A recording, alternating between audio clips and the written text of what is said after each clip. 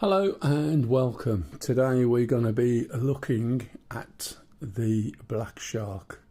So we'll be going through the Black Shark from scratch and pointing out how to start it, how to use the basic weapons on it, or the most commonly used weapons, and some of the pitfalls about it and how you can work around.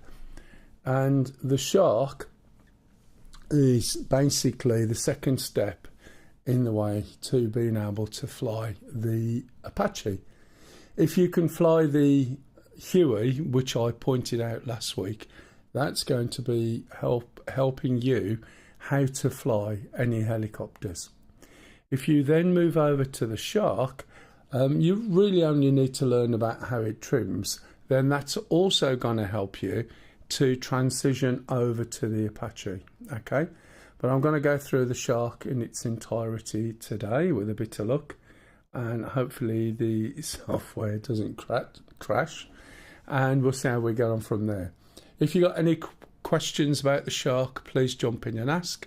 I don't know everything and I can't answer some of the questions perhaps, but if I do know it, I'll be able to help you out. Okay, just 1 minute. Okay, the Shark is a dual counter-rotating 3-blade system. Okay, as a consequence, you can see there's 2 sets of blades. One will go one direction and the other one will go in the opposite. And this counters any torque that you get, like when you fly the Huey or the Apache or any other single rotor helicopter. As such, you don't need an anti-torque rotor or tail rotor. However, there is, as you can see, a stabilizer. Okay, right, which won't work at the moment, of course, because we've got no hydraulics. So I'm going to go through the startup from scratch. We'll look at firing weapons, and we'll look at saving targets on the Abras and how we go from there. Some of the things that I normally stream, I can't show you on a weekend stream, so I'll try and show you here. Now, please bear in mind this is the Shark 3, not the Shark 2, which has subtle differences. Okay, it's a much better model, there's a lot more detail, and if you're flying in VR, it will look a lot better. So what we're going to do is look down here to the right knee and look up, and we're going to switch on battery 1 and a battery 2 and then close these flaps. After that, we're going to turn round and look where the right elbow is, and at the right elbow we've got this Ekran hydraulic switch. Ekran is the screen at the front. I'll mention that a little bit more later on. Once we turn round, we're going to be seeing the master caution light flashing, so we're going to switch that. Now, this is where in the Shark 2 you would turn round and add in the INU, but in the Shark 3 we will not be doing that. Right, so what we're going to look at now is we're going to look at switching on the KO41, which is on the left knee, lower left. We're going to switch on the Abras, which is on the front dash, right hand side, and then we're going to be switching on some fuel flow using the switches in the fuel pump section. So that's forward, aft, and fuel QTY. Once we've done that, we're going to provide fuel flow to the APU, which is the auxiliary power unit. So we're going to switch up the switch and flick up the APU switch. Note that you cannot bring that down once the switch is in the up position, and this is a reminder that you've got to switch it off. If we look around to the left, we'll see on the APU indicator that we've got the APU valve open, meaning we've got good fuel flow. So what we're going to do now, right at the left knee, is press the start button. And this is a start button that applies to not only the APU, it also applies to the engines too. So we're going to press that, move back, and we're then going to drop this black knob down, which is the collective brake. As you watch the APU gauge, it will spin up, and as it starts to drop, the third light will come on, and that tells you that the APU is ready. We're going to shut the doors, and I think the door shut is normally right Control C, and I'm just going to shut the doors. What do I normally use to shut the doors? Oh, these, I think. Nope, not in this helicopter. Right, I'll come back to that. Okay, I've set something up subtly different in this helicopter, I'm afraid, so just bear with me. Okay, so what we're going to do now is start the left engine. You always start the left engine first.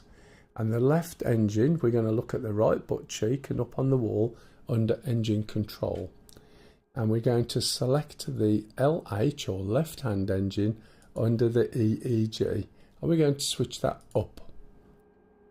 Once we've done that, we're going to scoot along this panel until we come to the fuel shut-off valves. And we're going to switch the left-hand fuel flow up. Now we're going to turn back down to the left again, only this time we're going to click this multi-position toggle. When we click it, it drops down to the lower left. Looks a little bit awkward from this angle, but if we were looking straight on, it'll be on the lower left, and that points to the LH engine or left-hand engine. And we're going to press the start button.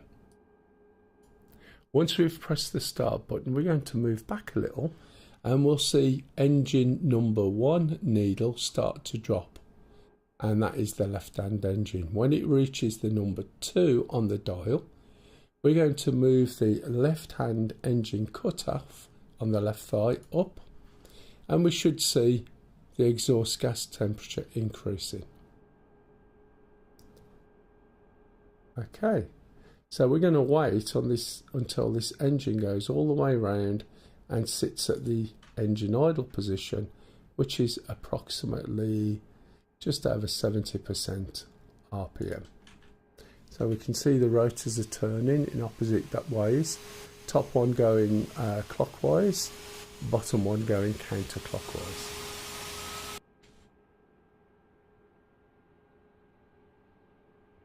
Now, once that's up to the idle, we're going to start the right engine. And we look round to the right butt cheek, upper panel again.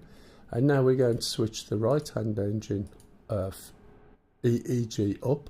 EEG is electronic engine governor, by the way. We're going to scoot along as before to the right-hand engine fuel shut-off valve, and we're going to switch that up. If you can hear at the moment, it's absolutely blowing and raining here. We're going to look round at the left knee again. We're going to look down at the multi-position toggle, switch it over to the right-hand engine and hit the start. We're going to pull back once again and watch the needle for engine number 2. And when that drops to the big number 2, i.e. 20% engine RPM, we're going to move the little engine cutoff lever for engine number 2 up. And again, we'll see the right-hand exhaust gas temperature going.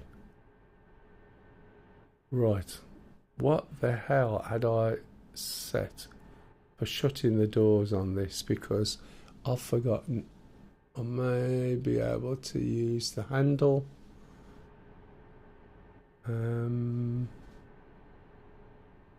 I thought it was like my little arrow up, but obviously not.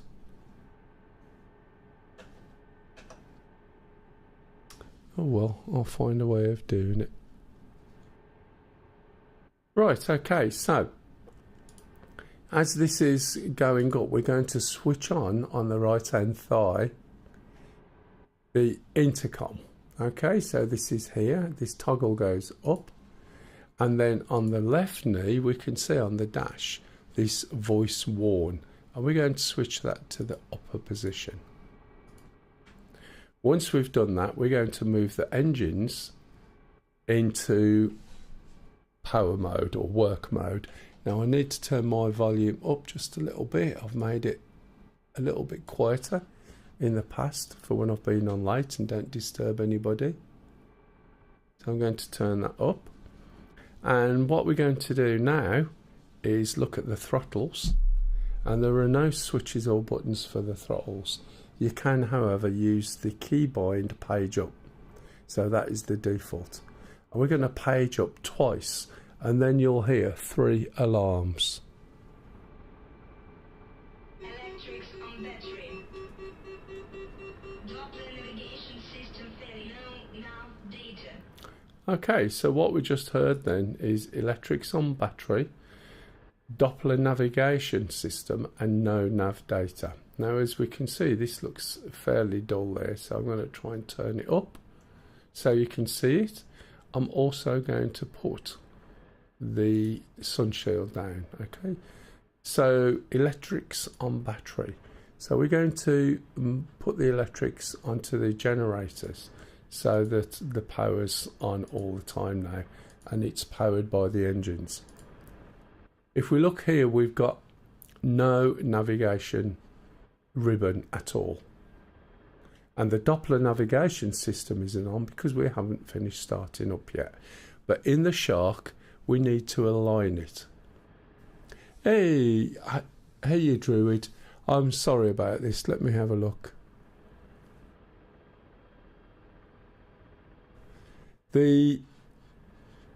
Let's have a look.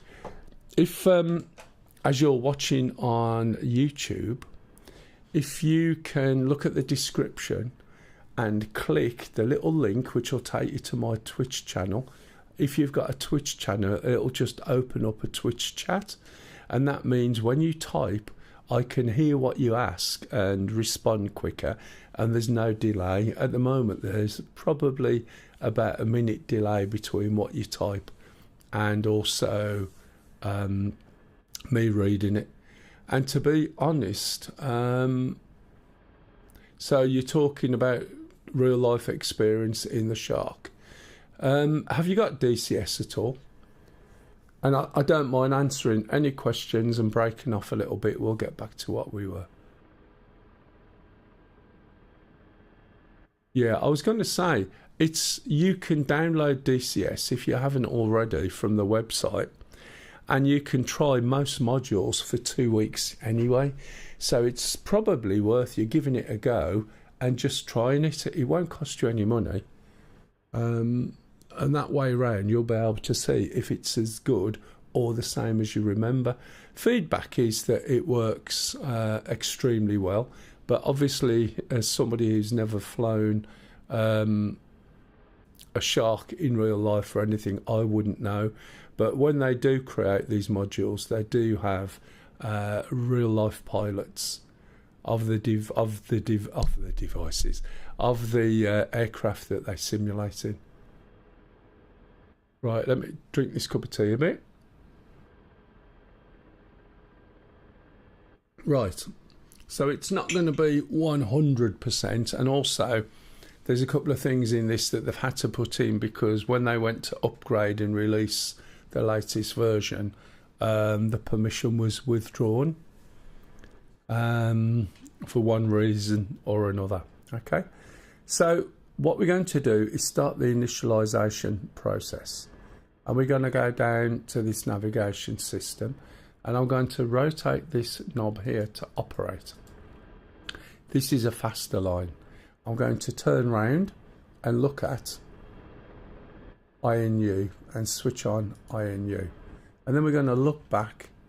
Oh, for God's sake. Right, for the past few weeks now, I'm going to have to jump out just one moment. I wasn't sure. It struck me this morning. I thought, you know what, I need to check this, because way back at the menu, right, there is a special setting, and what they've done is defaulted it, and it is a pain in the ass because the default has changed. Zero Jaibar said, I've got some hours in an R44 and did a bit on EC 135. I must say I found the Cook's rotor quite different to conventionals. I'd love to try a Cat 27. Yeah, I can see. Unfortunately, there's not one in there. in the simulator. Right, so there's specific settings for certain modules, as you can see, and it seems what they've done is changed the default. So I'm just looking for the shark, which is down here, shark 3. So I'm having a look. Central position trimmer, customized cockpit English, helmet ring displacement, render eye, miscellaneous. Oh, where have they stuck it? There's an alignment, unless they've changed the alignment. There is I have DCS and the Black Shark, just not my to-go module. Oh yeah, that's fair enough. To be fair, I find the Shark quite good. The Apache is very good, but you ideally need 2 people to get the most out of it. As soon as you start using AI, that's a different ball game. Whereas when you're using 2 people, it's much, much better. And the same as the MI-24. 2 people, great. 1 person, well, you're relying on AI. Where is this auto align now? And I can't find it. I wasn't aware. I thought that it had basically gone down to being a server switch.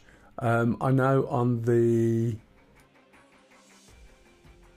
pedals trimmer, I'm just looking. Misc. Wonder if there's auto align, or whether they've just changed the alignment completely. That is a bit of a bugger if they have.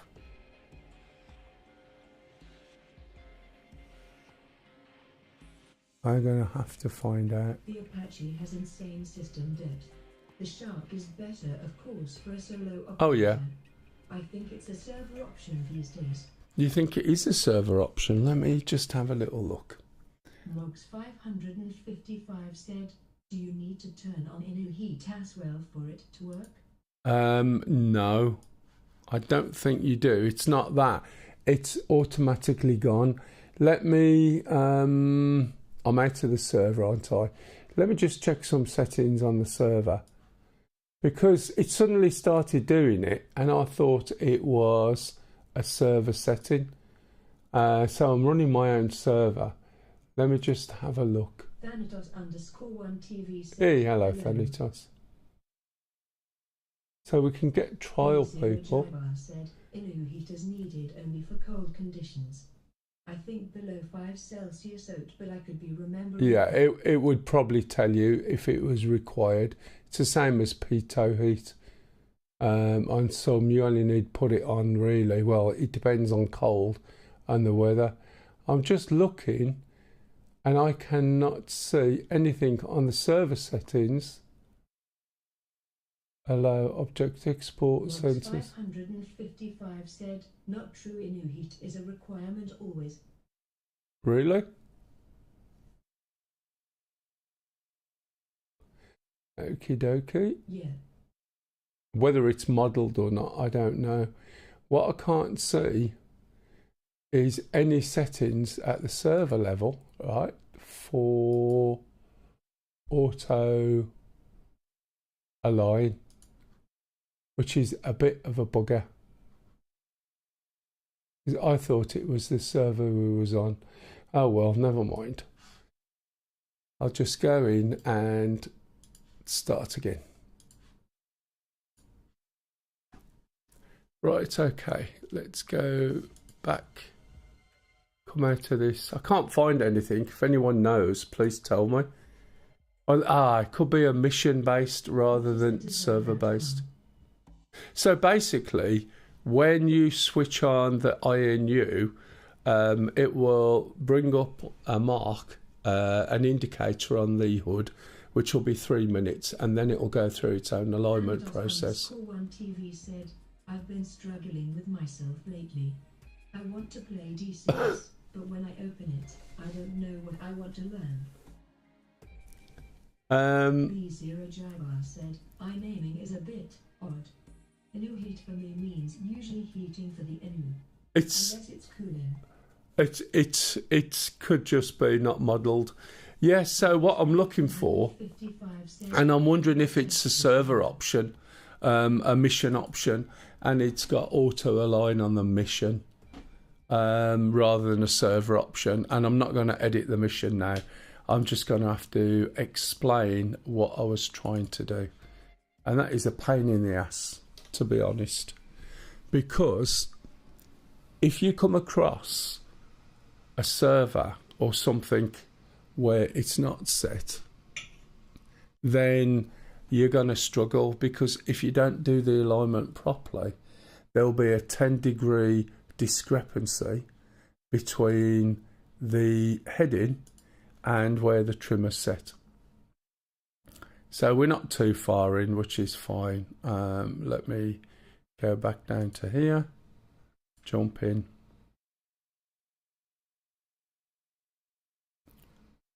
When it's ready.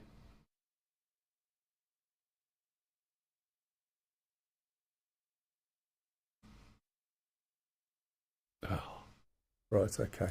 It's all right. Sometimes it does that and it just crashes. B0 Jaibar said, but the Shark doesn't have a link between the GNSS receiver and the INS. Oh, right, yeah, in real life. It probably doesn't. But again, this is just the simulation.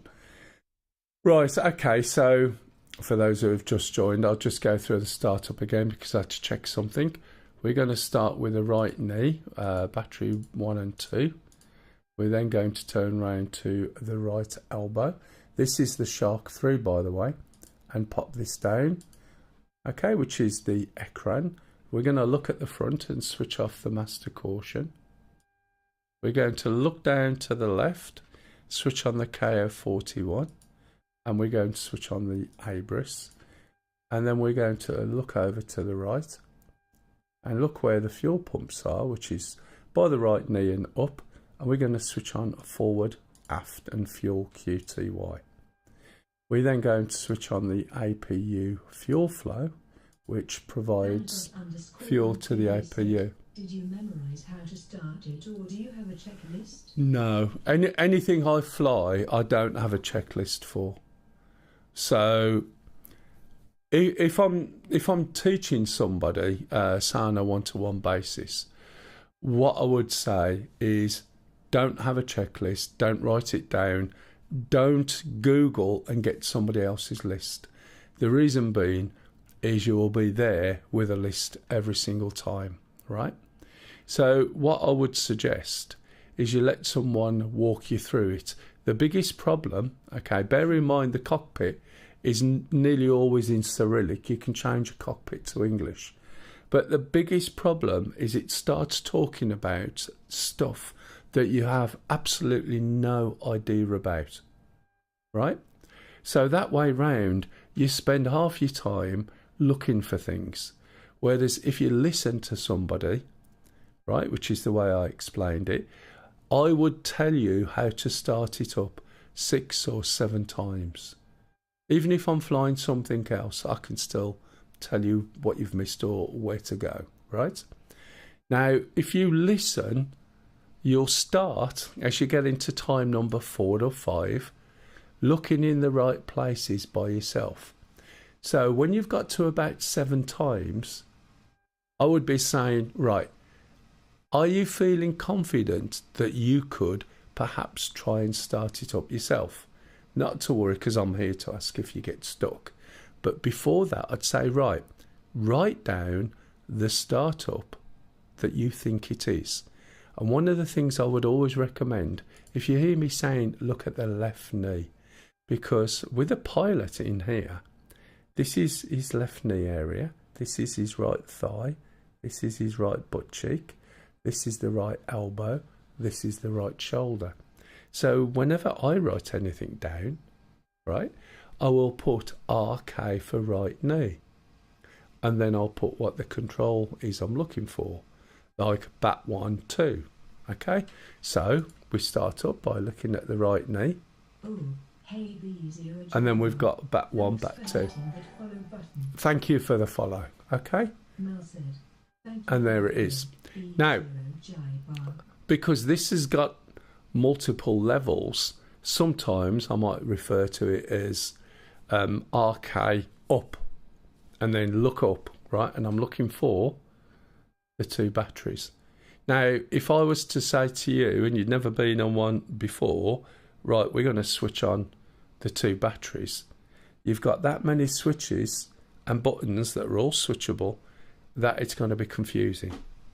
Now, the only other option to that, if you can learn by reading, you'll find there's a guy called Chuck who has created a whole load of PDFs. Okay? And in those PDFs, he's done printouts or captures of the things you're looking for so you can see where they are. And it'll walk through the startup as well. Okay? And he does some really brilliant PDFs. If you type exclamation mark or bang, if you're into IT, Chucks, CHUCKS, I'll do that for you actually. It should take you to a link to Chuck's guides. And if you can learn by reading, then this is extremely useful. Okay? I like, you see, different people learn. I can learn by reading, it's not a problem. And some of these things I've got manuals for that I've actually read a couple of times and then actually forget a load of it because I don't need it on a sort of normal flight. So there's things I'll forget. I've got manuals for the A10C, the Shark, the P51, which you can't get now. Said, man, this looks like a news grenadier. Okay, so it is. Hey, Pixel. TV said, I've been watching your live streams for a few years now. I respect your patience in teaching people. I myself have learned a lot here. Oh, that's good. I mean, there's quite a few people. I think the weirdest one I had was some young lad came to me a long time ago, taught him how to fly a plane, and many years later he come back and he went, I'm in the RAF, or whichever country he was in. DCS. And he basically joined the Air Force, and he said, and that's because of flying with you. And I was like, that's a good thing or a bad thing, I wasn't quite sure. But there's another young lad who I taught to fly, and he's got his pilot's license. Not from me, because I don't do all the technical stuff. F-16 and steal it. Thanks, Mel. I haven't done that one yet. I still haven't flown my own. But yeah, you know, there's people learn in different ways. _1 TV said, Some people, right, learn by watching. Other people will learn by being told and learn sort of parrot fashion. Some people can learn by manuals. I mean, how many people here buy something and the first thing you do is open a box and read the manual? Whatever it is. Anybody? I mean, I do. And this is where the difference comes in. I can learn from a book, it's not a problem. And the DCS manual that I've got is a print of the DCS provided PDF. So it was bound and printed like a book. And it is really dry, but I'm in IT. You know, I've read Cisco manuals before I touched the Cisco kit. And it's so dry. But what it does, when you go to do something, you'll remember that you've read something about it and now you've got your point of reference. So you don't have to absorb. It's like reading a dictionary. You know, you can start at the beginning and get all the way through. And when someone says a word... Average of pages like 900. The A10C one is around about 500-600 pages. The Shark one isn't quite as big. And as I said, the stuff on the Shark I've forgotten because I don't use it. So my view is I show you what you need to be able to do what you want to do. Okay? Without getting over technical if I can help it. I try and describe things in an easier way. Some things use so many acronyms, especially the A10. It does take time. I've had to teach somebody there 60 hours of one-to-one teaching spread over 6 months. And in that 6 months, they spent time practicing and getting into the head the little bits that I taught them. It's so easy to blow someone's mind that they'll start giving up part way through, especially with the A10 if you go too much. So with the A10, which I'll be doing next week, by the way, let's look at startup and some basic missile stuff. Now, I touch everything in there, but when you do it yourself, you focus on getting started, taking off, flying around and landing, getting focused, right? Starting up, flying around and landing. You do that 6 or 7 times, you'll get a good handle on it. And then I show you how to do missiles, and then I'll show you the next bit. And then we can talk more about TGPs and various things in a bit more in-depth and how these things apply. But it's very hard to soak it all in. So repetition. Every time I stream for fun, I always explain the startup for every single aircraft. I have almost all the modules and I did not master one. I need to start focusing on one. It basically, what you need to do, right, is never ever try and learn 2 aircraft at the same time, ever. The reason being is the terminology changes, but it tends to mean the same thing, and it makes it confusing. For instance, in the A10C, we talk about MFCDs, multifunction colour display. In the F18, is it DDI? In something else, it's something else, and so on. And yet, all it means is screen. And if you try and learn 2 planes, you're doing things that are similar but different, and therefore you're going to get confused. If you want to break from learning a module, fly a helicopter, because the helicopter terminology is different, okay? And it's also a rest. So you try learning the A10, you want to break, go and fly a Huey, learn a Huey, and it'll switch just like that. Sorry, do one in each ear. It'll switch just like that, and it'll feel like you're relaxing. It's so easy to start up, and it gives you that little break that you need, and you only want to spend a couple of hours at a time. Don't spend hours and hours and hours and hours and hours and getting frustrated. If you can't do something or you can't remember something, go back a little bit. Anyway, where was I? Right. So we've started the fuel up. We turn round to the right elbow. We looked here. We switched on the left KO41. We switched on this. So now what we're going to do is start up the engines. Okay. So we always start with a left-hand engine first. The left-hand engine is referred to as either the LH for left hand or engine number 1. So we're going to look at the butt cheek panel and move up until you see engine control. And we're going to move the left-hand engine up and shut it. EEG is what we've just switched on. EEG is electronic engine governor. This helicopter is one of those nice ones that sorts itself out. You want power or load, and it will sort out the RPM for you. Right, and then we're going to switch on the left-hand fuel. We're going to look around to the left knee, and it looks like I haven't switched on the APU yet. I'll do that now. We'll just switch on the APU, hit the start, and move this black knob down. If you won't, your engines won't start.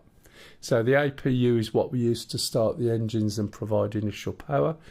This is the rotor brake. If that's on, you'll only see your engines rotate round a little bit, just over here, and it will stop. All right. So you need to switch your rotor brake off. Now the APU's on, we're going to switch this switch down, hit start, zoom out so we can see the RPM. Needle number 1 drops for the left-hand engine, and when it gets to number 2, now for those who saw this at the beginning before I jumped out, the pattern is the same. It's repetition. How do you think I can remember it? Pixel said, do you see what I mean? Nice ones. It has AC and direct assist steering with airbags and a full family capacity.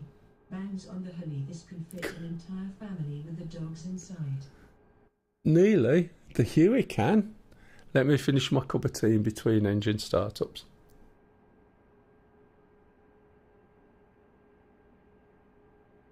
Right, so when you get to number 2 on there, one of the things I forgot to point out was the gas producer. The gas producer rotating round, you can see it there, tells you you've got a good engine start, and you can see the rotor going. Hopefully it has a cup holder. Unfortunately, no. Some of the helicopters do. No. Got a cup warmer though. Right, okay, so we're going to do the right-hand engine, What a shite helicopters. or engine number 2. This helicopter, along with a couple of others, is that stable that you can drink a cup of tea, coffee, or a beer while you're flying. It's a little bit difficult with the Huey, but if you learn to trim it properly, as in last week's lesson, then you can drink a cup of tea while you're flying that as well, with no hands on the controls. Right, right-hand engine. Right-hand engine fuel flow. Okay, let's turn back to the multi-position switch. We're going to switch it down to the right-hand engine, hit the start, and zoom out. Keep an eye on the needle. This is the RPM when it gets to number 2. We're going to move the right-hand engine cut-off lever up, and then watch for the dial on the exhaust gas temperature. The fact it's spinning round as it does means we've got a good engine start. While we're waiting for that, we're going to go down and switch the intercom on, which is more or less where we were before. We're going to look just behind the stick, and we're going to move this voice warn lever up. What this will do is, instead of just telling us watch ekran, which means screen in Russian, it will actually give us the messages. Okay, so from this point we're going to turn around and we're going to move the throttles up.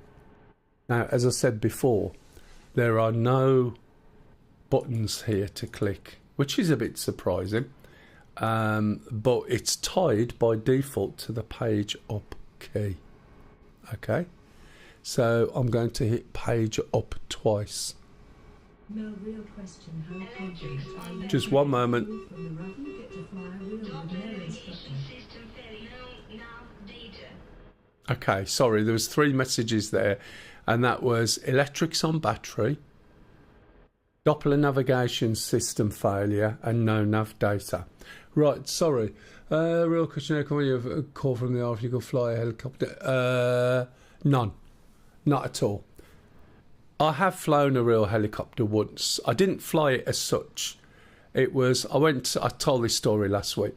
I went to a customer, I did the job, and they said, have you got a rush back? I said, nope. And they said, would you like to come for a spin in a helicopter? And this is going back years, and I mean a long time, like very early 90s. And I've always been interested in flight sims from when, remember Comanche came out, and Longbow and stuff like that. There weren't so much a simulation, more gamey. And he took me up, and as I explained last week, it was because of him and what I did to that helicopter that my flying in the Huey is tenfold better. So when I fly the Huey, you don't always see my stick move, because helicopters, hey Snakey, or Snake Vemin, I think that was it. Yes, it is. You're right.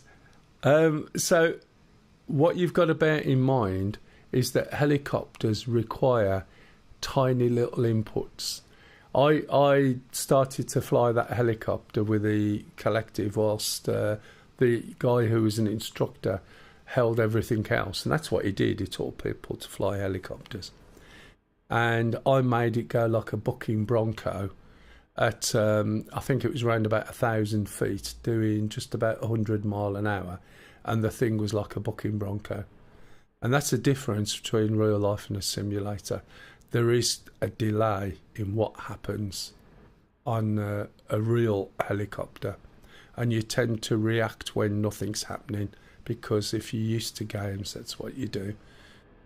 So anyway, this guy showed me how to manage. Some technical difficulties. First, it's this new headset I got. Yeah. Audio quality is worse than the headset I got before. In terms of what? Second difficulty is my DCS performance. Surprise, surprise.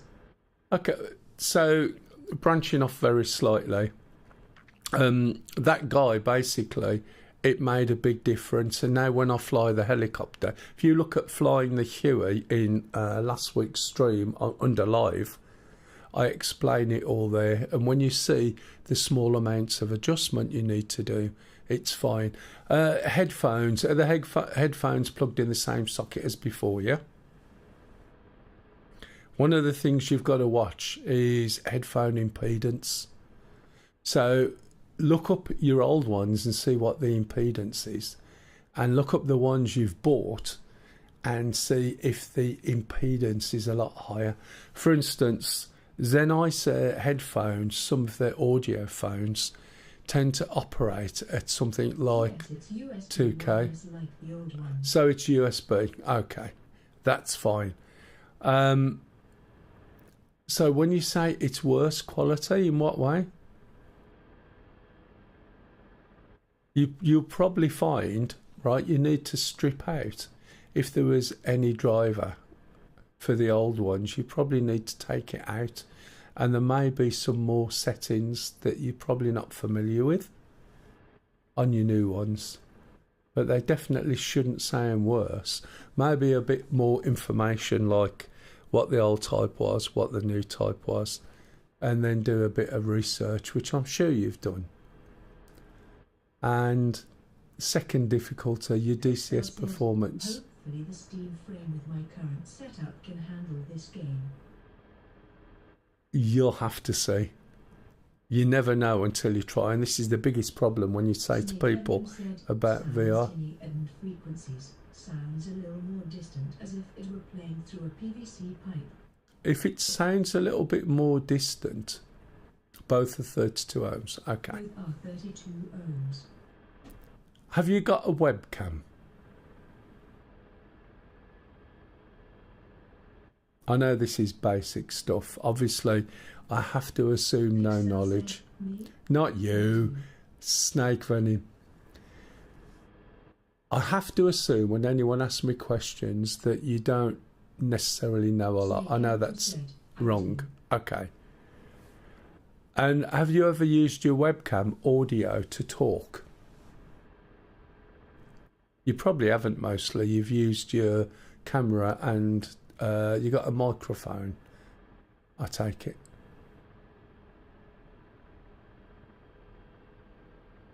Have your headphones got a microphone on, by the way? It's because I don't wear headphones, so I have a completely different setup. All my audio is 2 monitor speakers in the corners of the room with 8-inch subs on, and that comes out at me, and then I've got 2 mics. Yeah, it's really bad. All I was wondering is your normal audio piped through the webcam audio when you upgraded? Because sometimes there's a tendency to default things. My mic is pretty good. Right, so your headphone mic is pretty good. And is it actually, when you're talking, is it coming through that? I'm considering very seriously on building a new PC for the next generation, or just wait for the Steam machine and see if that hype is worth it. I think you'll just have to wait and see. I wouldn't build anything based on something. That's like people who went and built their machines for Star Citizen, and that's probably so out of date you wouldn't believe it. I would always wait and see.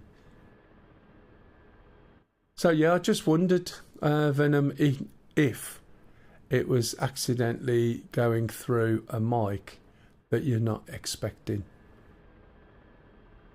and not through your own mic. So rather than the problem be the headphones. Nick Ednam said, I use Voice Imiter Banana for my audio Right, stuff. okay. It's what I use to edit my stuff among other things. Okay. So yeah, that's a slightly different ball game. I take it all the meters are working, everything's okay. I used to use it and then I used to get too many crashes. So I went around the problem and I bought a Wave XLR some time ago. And I don't actually use my mic through a Wave XLR. And I don't even listen through the Wave XLR. But what it does is allows the Wave XLR software to work, right? And I can't remember if you can do that for free now without having to buy the device. But the Wave XLR software actually does everything that Voicemeeter does, and it's a darn sight easier. I say that they've just upgraded to version 3, which is far more complex than the old one used to be.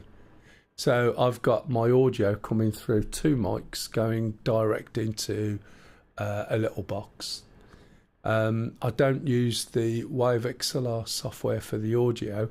I feed my audio through to OBS, and then I do all the balancing, mixing and any VSTs on OBS.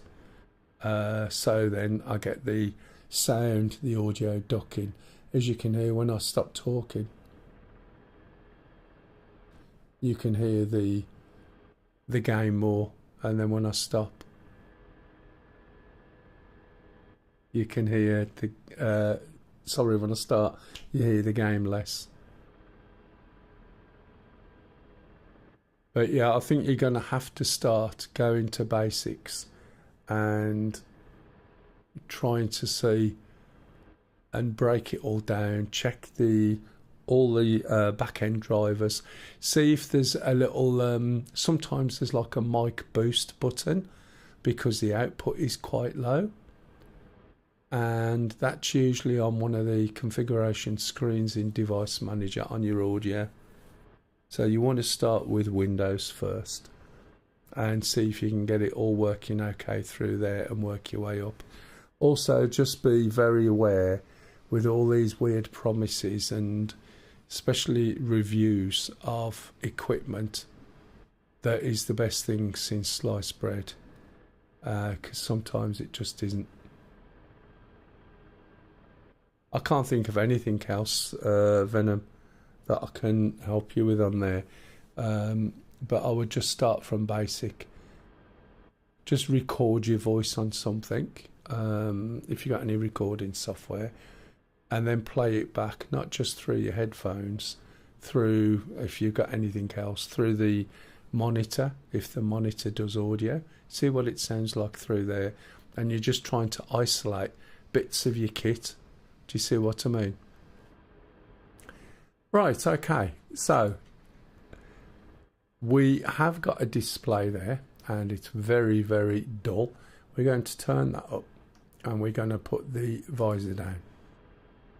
And the 3 messages were electrics on battery. So we're going to put those electrics onto the generators.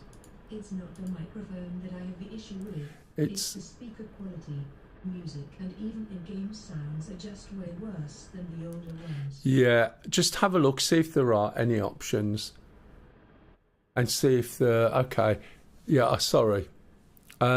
Just have a look, see if there's any options and if there's any better balancing.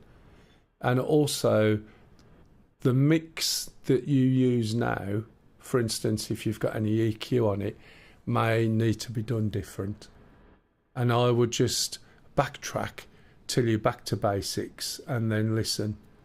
And then when you start getting to banana, if you're adding anything in, you may need to EQ it differently. if you've got a good EQ monitoring software, or that you can download for free to try, I would have a look at that and then look at the differences between that and see if there's anything changing and try and narrow it down. And if they're new headphones, never worry about sending them back. Yeah, it says it has Dolby Atmos, but I can't find any setting for disable or enabling it. Definitely poking around Windows settings and voice rec. Is it surround sound or is it stereo?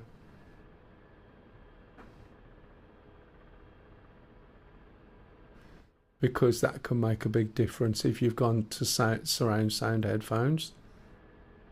Remember, you've got probably 5 zones, and if that's not set up properly and you're coming out of a channel you're not expecting, you might find it needs balancing better. So what you're hearing is the bleed over from it trying to come through one of the other speakers rather than the main speaker. Because with surround sound, you're made up, it could be 5 or 7 different speakers, and if that's not set up properly, it will make it sound weird. These are things I've gone through myself in the past. Right, okay, what was the previous question? Okay, so what it was saying is Doppler navigation. Now, I got to this part before because with the Shark 3 you have to align it. Now, I thought it was just the server that was set, because one of the games we play on a Saturday, the alignment is already there. So I'm going to have to explain the process, but I think it might be the mission. I don't want to edit the mission now, right, to have a look for it, but it could be the mission that is changing this. So what we would normally do is turn this on to operate and then turn around to the right, and we're going to hit the INU up. When you hit the INU up, what should happen is we get a message. What the hell? Isn't that weird? This is, remember when I said, and I was looking, I haven't done anything. Can you see this message? Jesus wept, all that. What a load of bollocks, hey? Okay, so this message will be on for 3 minutes whilst the helicopter aligns. When anything aligns, it's finding its point in 3D space. Why does it need to know where it is? Because if it doesn't know where it is, how can it fire a missile in a direction and be within the range and work on targets? If it doesn't know where it is, it can't know how far away things are, if that makes sense. Stereo over surround. Not been able to find it even in the Coursera app. Yeah, I would do a lot of Googling. Are you what are they? Are they surround sound or what? But I would look it up. There's going to be something there, and you would expect other people to have problems. But if they really are new and you're having problems, get in touch with the supplier and see what they say. Obviously, it might be Amazon, but somebody will sell them. I'm sure people will have a similar problem. The concern for you is there a problem with them, right? Or is it something you need to set up? So if you did buy them from Amazon, ask for a replacement. The box doesn't mention surround. Okay. I will do my research. Yeah, I would look it all up, and there'll be something in one of the drivers or configurations that you may be using the Windows generic, which won't have the options, if that makes sense. There may be a specific. There is a tendency to plug things in and just let them work, and Windows does what it does, but there may be a specific driver for it. Okay, so this is going to take 3 minutes. Now, what you've got to be aware of, I'm just going to make a note. We need to find out where we are. So if we do an F10, here's our helicopter. At the top of the screen, if you click this little triangle here, it will center the map on you. He'll stop distracting you from the black shark now long. It's I've got fine. to learn this thing too. It's fine. So if you notice, each time I'm having a conversation, I'll go back to where I was. Do you know what I mean? And that takes practice.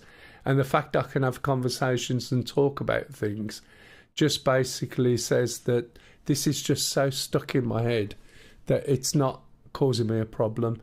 And that's where you need to be, especially when you're streaming. You know, you need to be able to stream and have conversations at the same time.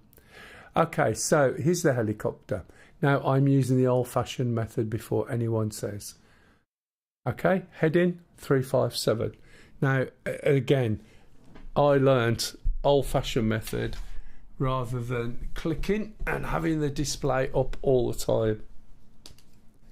And it's just the way I am.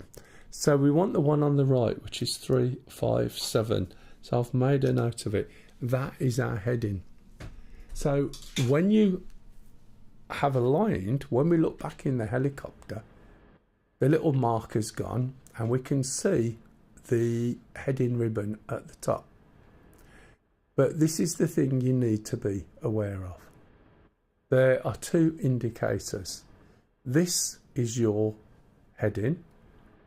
This is the trimmer setting, where the trimmer thinks it's looking. And there's a 10-degree disparity. If you leave it like this, you are going to have issues. You'll have issues using the SAS controls, and you'll also have issues firing missiles, because where you're looking and where you're really looking are two different things. The actual one is here. So we need to make an adjustment. So we're going to look down at a little knob. No double entendres there, which is this one here. And as you can see, it's already got a number set in there. Okay, that number is the magnetic variation for where we are currently located. If we click on the map and zoom out, we're going to find somewhere a compass. Here's the compass.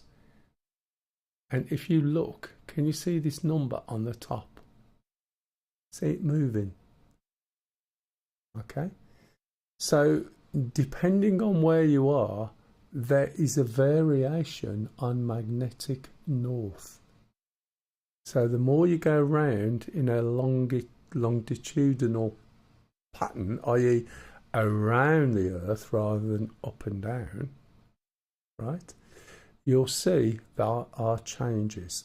So by default, the helicopter is set to my location, which is 6.7. That is what this is set to. So if we look at the numbers, there's 6.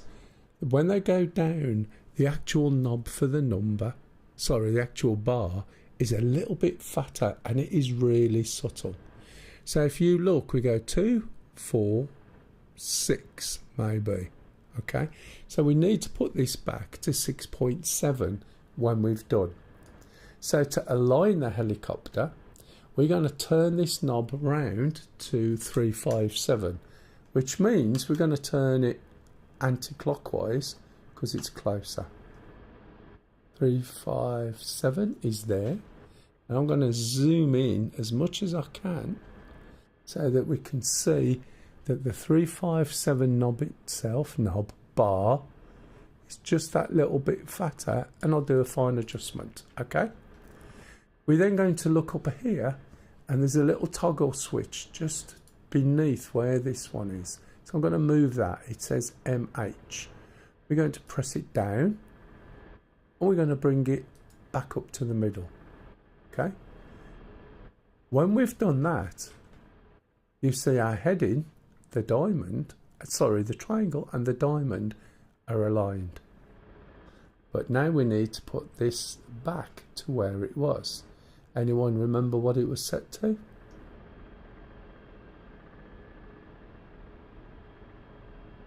You can shout out.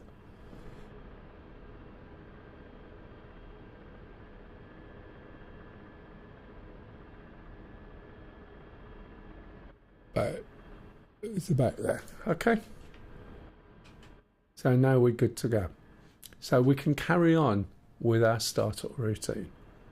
So if we look down on the right, we're going to start with the radios. We're going to put VHF1 up, VHF2, data link, VHF talk. 375 is it was 357 was our heading, and the offset for the magnetic variation, which is what we were looking at, is 6.7. all right, that's the number I was after. If you're watching on YouTube, if you look in the description, click the link, it'll open up a Twitch chat, and that way I'll hear what you're asking me and your response time will be much quicker. There's about a minute delay on YouTube because I'm pushing about 46 meg a second to it, and you can watch it in 4K 60 FPS live, okay? And the quality does look like I see it. Okay, so then we're going to switch up the data link, and just below that we've got two knobs, two rotaries, which are quite important. When you fly with other people who are flying in the Shark, you can send messages and you can send targets, and it is a brilliant feature. It's basically the same as the old saddle on the A10. Okay, it's not up to date like the data link or link system. So what you do is you agree between you which number you're going to be, and you rotate this knob round to wingman. Now, the other thing you need to make sure is that your radio here, this one, which is set to, I don't know why I look down there, 122 at the moment, right, with these knobs, okay? You need to have the same radio, and then 4 of you can actually exchange targets, and I'll show you how to do that later on. Okay, just below that we've got some blue lights, and we're going to switch on pitch hold, bank hold and heading hold.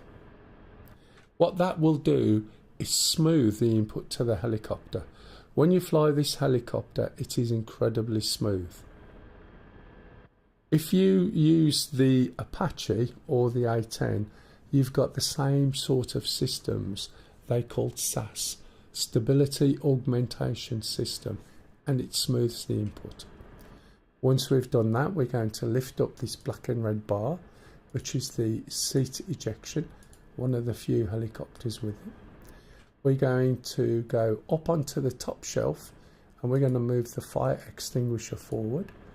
We're going to turn around to the right and look at the right shoulder, and we're going to switch on the L140 laser. We're also going to switch on the UV26 or the countermeasure system. INU heat on, I'll switch it on. I know somebody mentioned it, and I'll switch it on anyway. I'm not sure whether it does anything or not, unless it's really cold. When we look back now, we can see we've got the countermeasures. We can see everything started up there. Everything is looking right. We can see that we've got the APU on. And also, now this might go wrong. I thought oh, look at that. I did it this time and it worked fine. I did it before, and when I did an up arrow, it made these move. Anyway, who am I to complain? So we need to switch the APU off, and this is important. When you switch the APU off, you make sure you use the button with the red circle. If you use this stop button, it will stop whatever engine this is pointed to. So we use the one with the circle. 555 said the inner heat in the manual says it's required, but alignment works without. Yeah, the heat should work either way. It doesn't need the alignment. I don't know why it wouldn't do a manual align before. That was stupid, because I went through, couldn't find it. couldn't adjust anything, went back into the mission, and then suddenly we're on manual align. Anyway, I'm glad I stopped and started it. So we've switched the APU, and you'll see it spooling down. We're going to go round to the right now, and we're going to move this switch down, which we can now. Okay, we're going to set a waypoint. Another thing you need to be aware of, waypoints in the Shark are one number out compared to the waypoint number. We're going to waypoint number 1. The Shark is waypoint number 2. Where we initialize, I think, is waypoint number 1. In the A10C where it initializes, it is waypoint 0. Therefore, all the waypoint numbers match. Okay, right. Let me just drop. Now, I'm going to leave this down for a bit actually, because what I want to show you, it's a little bit difficult in this light. Another thing, this is common to a lot of people, and I see people who stream even, but have never touched this next option. It's one I mention all the time. Let's have a look. We've got these slabs here, okay? We've got shadow, we've got some green stuff, green vehicles, we've got some grass, as we say where I come from. And I'm going to show you what it looks like at the default setting. So you go to options, you go to system, you go to gamma. Gamma by default is on 2.2. Okay, now you might look at it and say, oh, that looks much brighter. Yes, it does, but it also looks flat. Gamma is really, really important, because this makes things look a little bit washed out, as though there's no depth and no pop for the colour. Okay, so the green's there still, but as I start turning gamma, and I'm going to look this direction, pause my head tracking, go into options, go system. Each time I drop the gamma by 1 notch, it will look subtly different, and you'll see it. Okay, it depends on the monitor and the room that you play in, and whether the light is on or off, as to what the colour of the screen looks like. So I have an OLED monitor, and my blacks are really black. And I don't mind seeing some things a little blacker, because when the light is shining in, it'll brighten it up a little bit.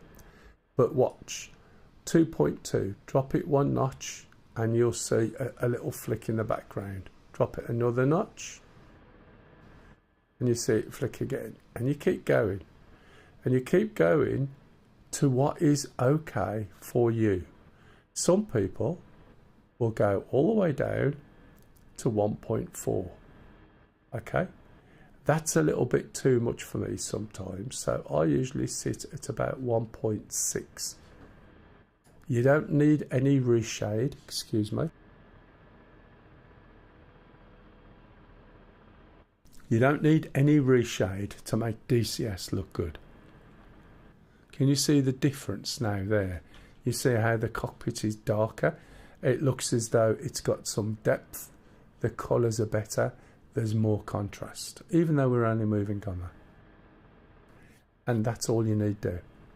I have watched people stream who are running on 2.2. It makes a Huey look absolutely awful.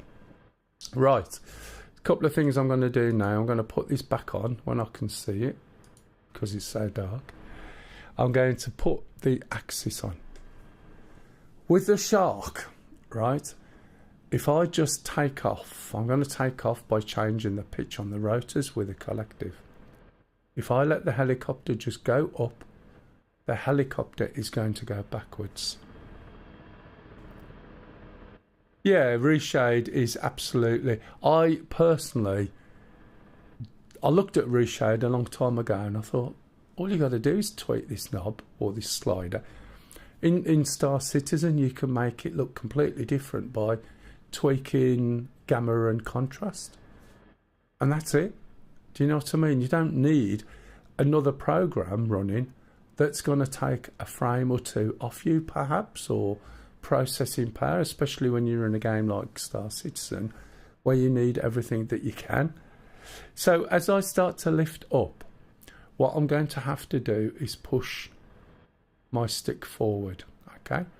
Now, at the moment, you can see a B flashing. That's because my brakes are on.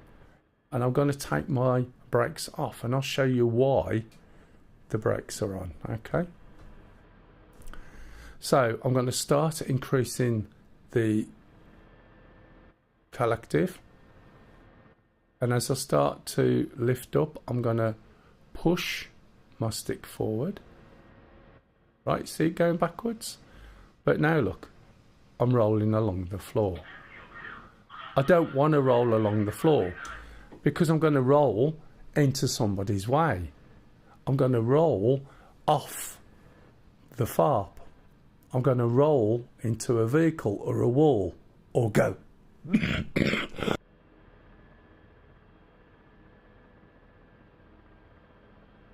Apologise for that. I have a persistent cough. I'm going to go backwards into a building or something behind me, and that's not what I want. So unless you intend taking off on a runway and taxiing and get to the runway and do a proper takeoff on the runway, then you want the brake on. You set the brake by setting left shift W. Excuse me.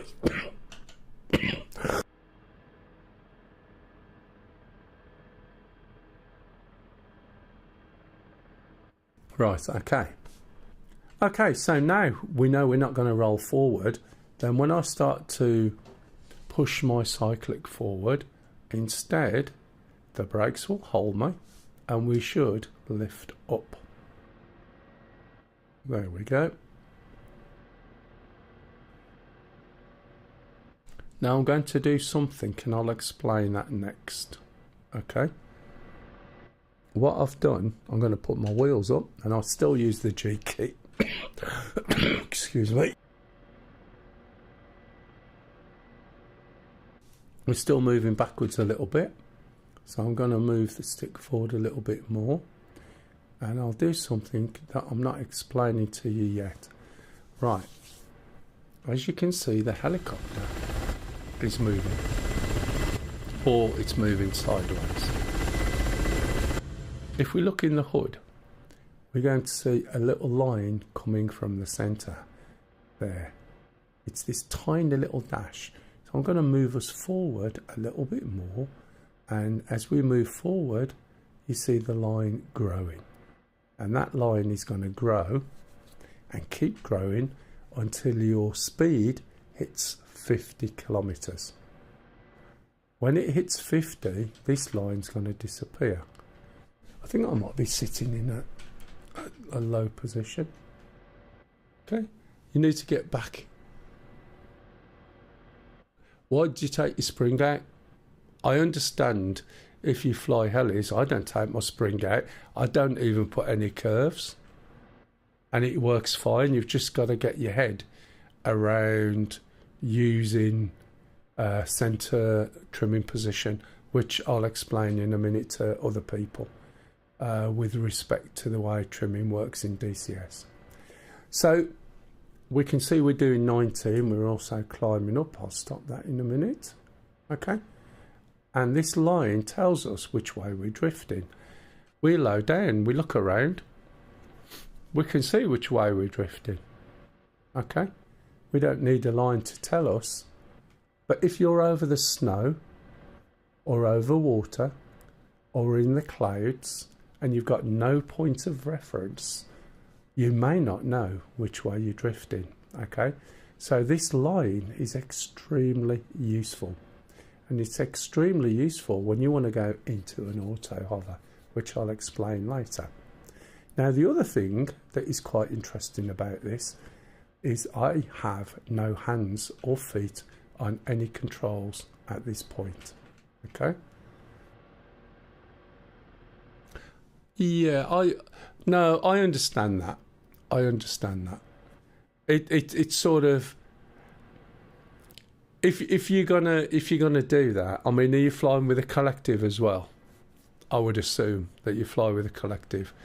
I would, if I was using force feedback, fair enough, but the spring isn't really that much of an issue, to be honest. It's not as bad as people think.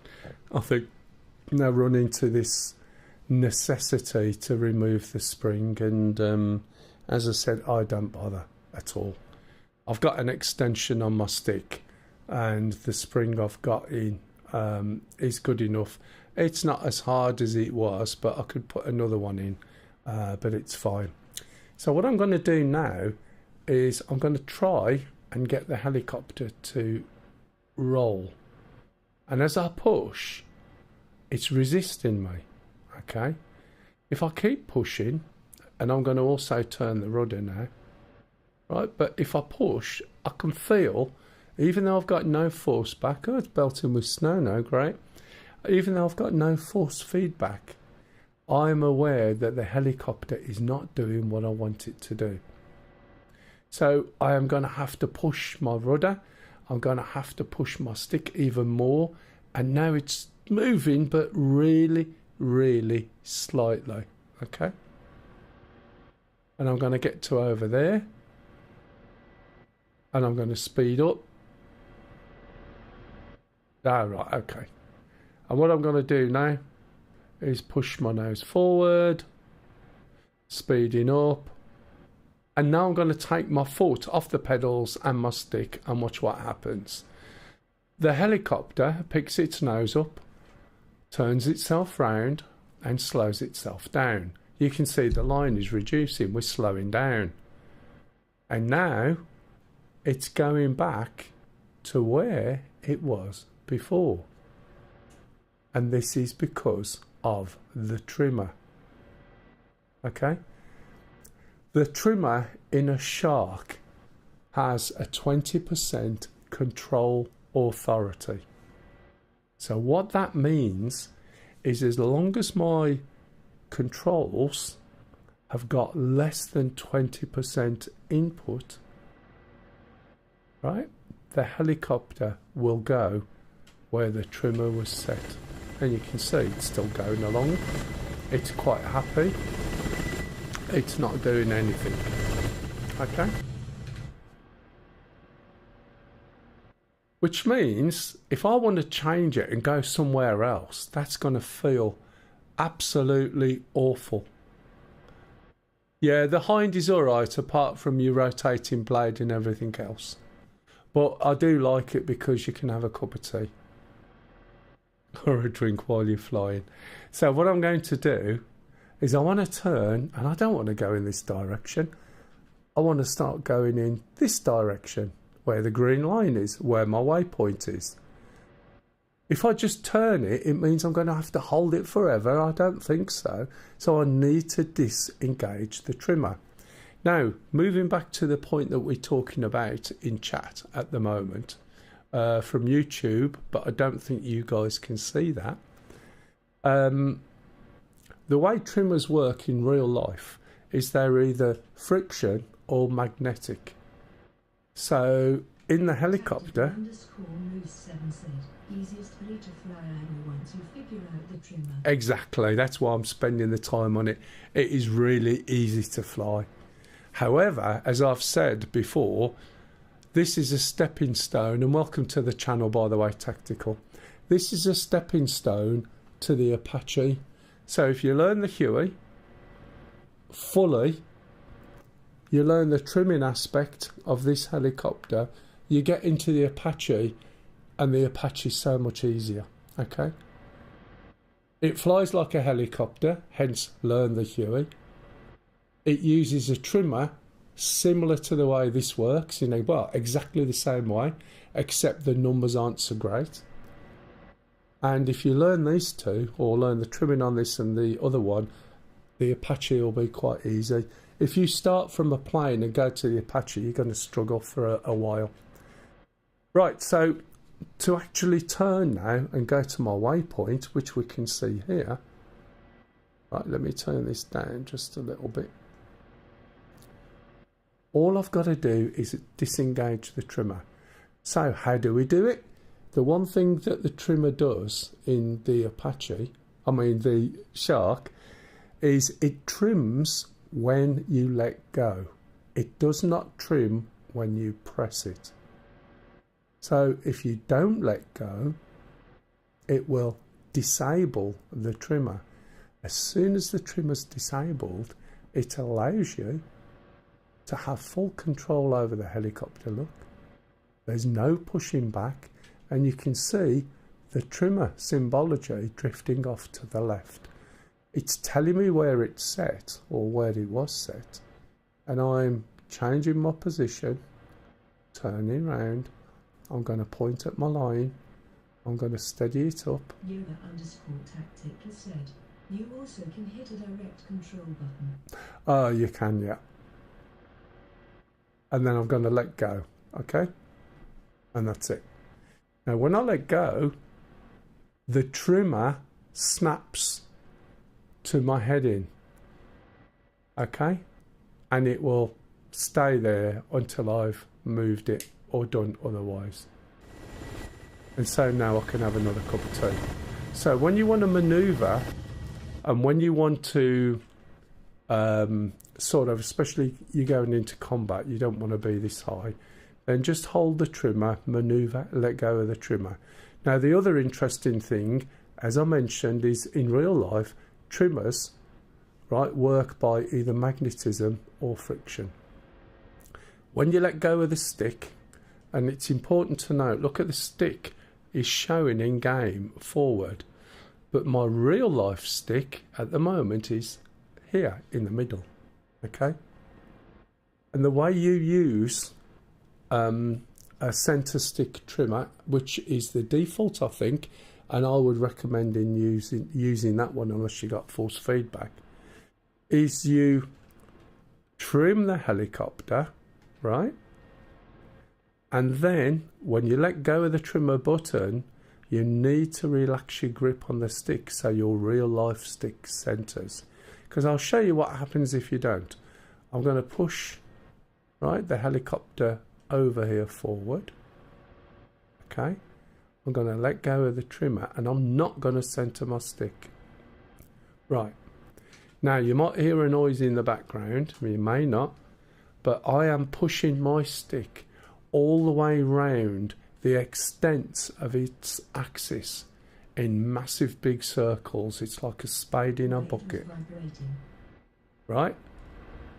Now watch, I'll explain that one in a minute. Watch what happens when I relax my stick. You'll see it wobble. So I'm just releasing the pressure. When it gets to the centre, you'll see a little jerk.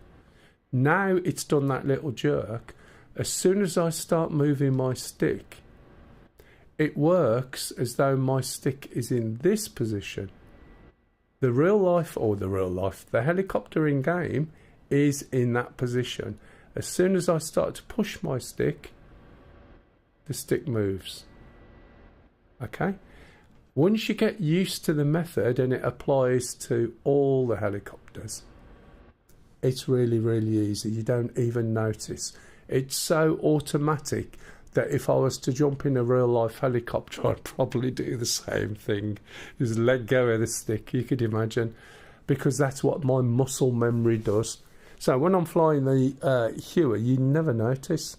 Now that instantly trims, and again, if you don't relax the grip on your stick, you've got no control.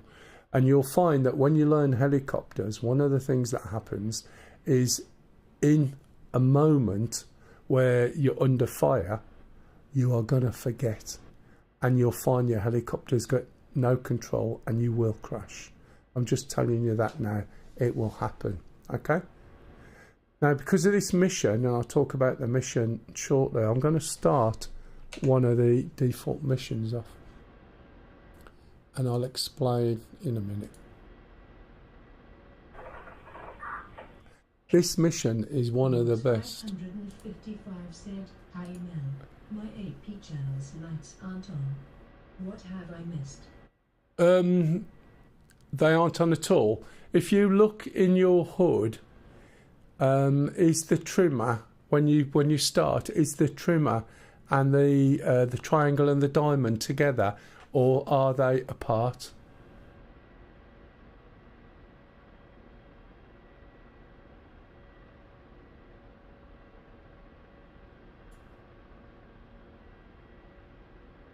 Have a look at that, because if you don't align it, if you're in the Shark 3,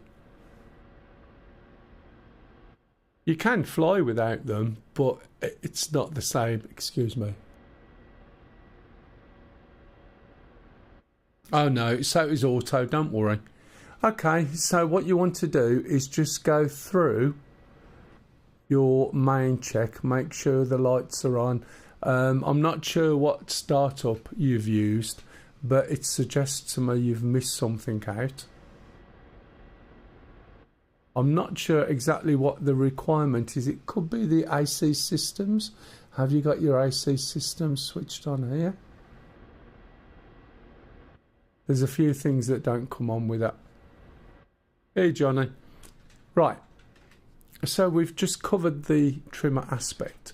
Now this manages 20%, okay, which is a lot. So you've got to bear in mind that all your control surfaces are there. There's no tail rotor, and this thing will just go round and round forever and a day. Okay, as it goes round, because there's roll in it, it's more than 20% of what the trimmer can handle. So you'll see in a minute it will reach the trimmer. How are you, Johnny?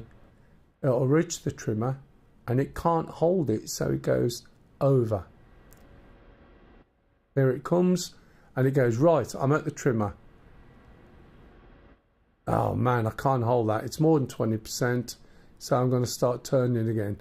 And once I start turning, I'm trying to get back to there, okay? One of the things you must also bear in mind is we've got wind. Now you can see by the smoke, this is looking for smoke. Geez, when you want loads of smoke, you can't get any, can you? It's down there somewhere. But when you've got smoke, you can see the wind, right? And the wind will push against the helicopter. Helicopters by default do something called weather vaning, which means they naturally turn to face the wind. Okay? And they will push or pull the helicopter depending on what part of this turn is. So it will slow down one direction and speed up going the other way. So you want to bear that in mind when we come to doing auto hover later. Has anyone got questions so far?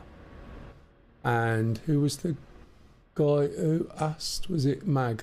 I can't read some of the colours on there, by the way. Okay. One thing I didn't do, and I've just spotted, is I didn't power up or use, because of the weird startup I did, I didn't switch on the power for the standby SAI, or standby attitude indicator. I'll uncage that now. This is a pretty useless device that does drift. So sometimes you'll see it rotated 90 degrees when you're not 90 degrees.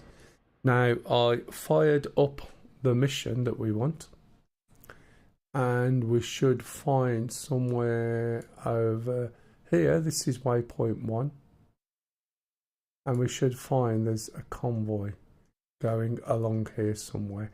I think that goes when we get up to a certain distance, it'll trigger it. Now this mission, and I'll show you the mission briefing. See the way we're going a little bit faster now? Alt B. This is excellent when you're new to DCS. It's a mission called Krasnodar Variable Ground Attack by Apache 600. And the reason why it's so good is when you're learning, you can use one of the easy missions, and they're not going to do a lot of shooting back. And welcome you 18 lovely people. Oh, thank you for that. Mel said. Thanks, Johnny. Thank you so much for the raid. Piston for your 18 awesome viewers. So I'm doing the Shark from scratch, by the way, and we've got up to where we're going to start moving forwards into combat. And I'm just explaining the mission I'm using because it's excellent for learning with. So the easy missions, right, have quite a lot of armor, soft targets and that, but there's no SAMs or anything like that. There are 5 missions in this area. Okay, if you just fly into the area,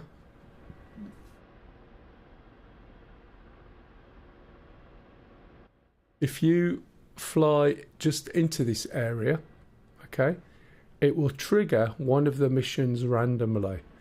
Alternatively, you can use the F10 menu like I did and select your mission. The first mission is easy and convoy, and there'll be a convoy going off with a anti-air at the front and back, and it will be driving around and going to there. I use that mission for teaching people all the time. Now, I may get shot down in this, I don't know, but we'll find out. There's other missions, so when you go from there, you've got medium, hard, very hard. Medium is a little bit tougher, okay? You'll have more shooting at you. And again, 4 to 5 missions. When you get to hard, you're going to start having SAMs. When you get to very hard, you're up to SA-10s and things, okay? There's also some strike missions where this one, you have to go and blow up a plane. But there's a lot of SAMs and it's at an airport. This one, you need to blow up a bridge. This one, you have to blow up a carrier. This one, there's a command strike. They've all got SAMs. Okay. This one here is there's a whole host of helicopter missions very specifically for helicopters. And I think the one mission, recover a downed crew from a downed Chinook, is brilliant. It will catch you out. I'm not going to go on any more about that, but you look at the mission briefing. There's everything in here that you can fly. It gives you information like I've just told you, what the objectives are, and also what the threats are. And as I said, it goes all the way up to SA-10s. And it is a really good mission to learn from, and you can actually switch off the SAMs if you want, but to be honest, you shouldn't be going on the SAM missions unless you know what you're doing. Right, okay, let's get back to where we're going. So I'm going to fly back over there. I'm holding the trim in. I'm backing off on the collective. I also want to go down, so I'm just turning round. I'm not doing anything overboard. I'm going to follow this green line, and as I do so, I'm going to be diving down. When you get that beeping, you're overdoing the helicopter. You can see the speed there. If we have a little look at the blades as we're moving, if you remember, I said the blades go in opposite directions. But as we move forward, the blades on the left lift on the one side on the left. The blades on the top, lift on the left. The blades on the bottom lift on the right. And if we're not careful, right, we can force those blades together. Now, I've dropped off on the collective a lot, right? And you can see the blades are separating because I'm not putting any additional strain on them. So those are just spinning. But if I was travelling at this speed and I'm not falling down, to maintain the speed, I'm going to have to increase, right, my collective to maintain that speed. So you'll see in a minute when the collective's applied, because that's changing the pitch on the blades, they're going to be pushed together. If I hadn't have done something and I let that beeping carry on, the blades would have hit each other. Can you see that there now? So you have to be careful when you're travelling at speed. If you do any sudden movements, left or right, there's a chance you may cause a problem and your blades will collide, otherwise known as a blade strike. So the best thing to do is put your thumb on your trimmer, hold it in, pull your nose up straight away, back off on your collective to take that pressure out of the system. and to stop the blades from colliding. So as you can see, I'm coming down. The sound is really quiet. There's a chance I've got the audio turned down a little bit. Not on there, I haven't. Let's make sure I'm not going to crash. Options, audio again.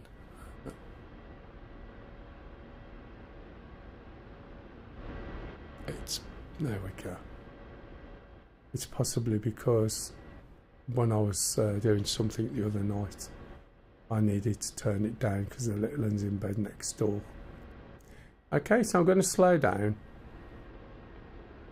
And what I'm going to show you, because before I get to the target area, I'm going to show you some more features. Okay, it's a warning. It's just telling me that we're getting lower. You can see the ground.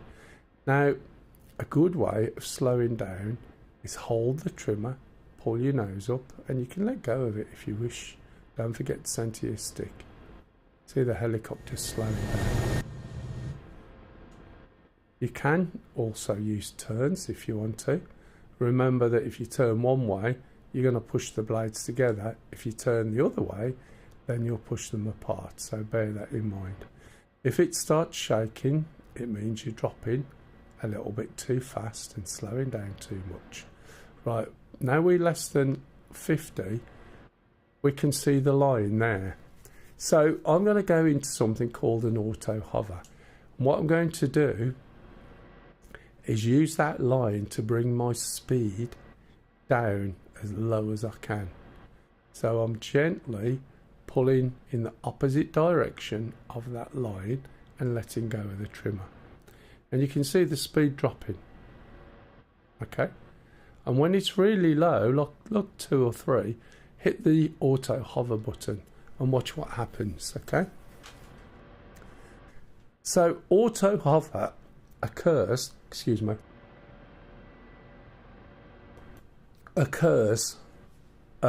from 12 kilometers an hour or less. However, if you pull it down to 2 or 3, right, you can get into hover really damn quick. And when I say a hover, this is how this hovers. What it does is it takes the equivalent of a GPS reading and then adjusts, right? It's using its trimmer system.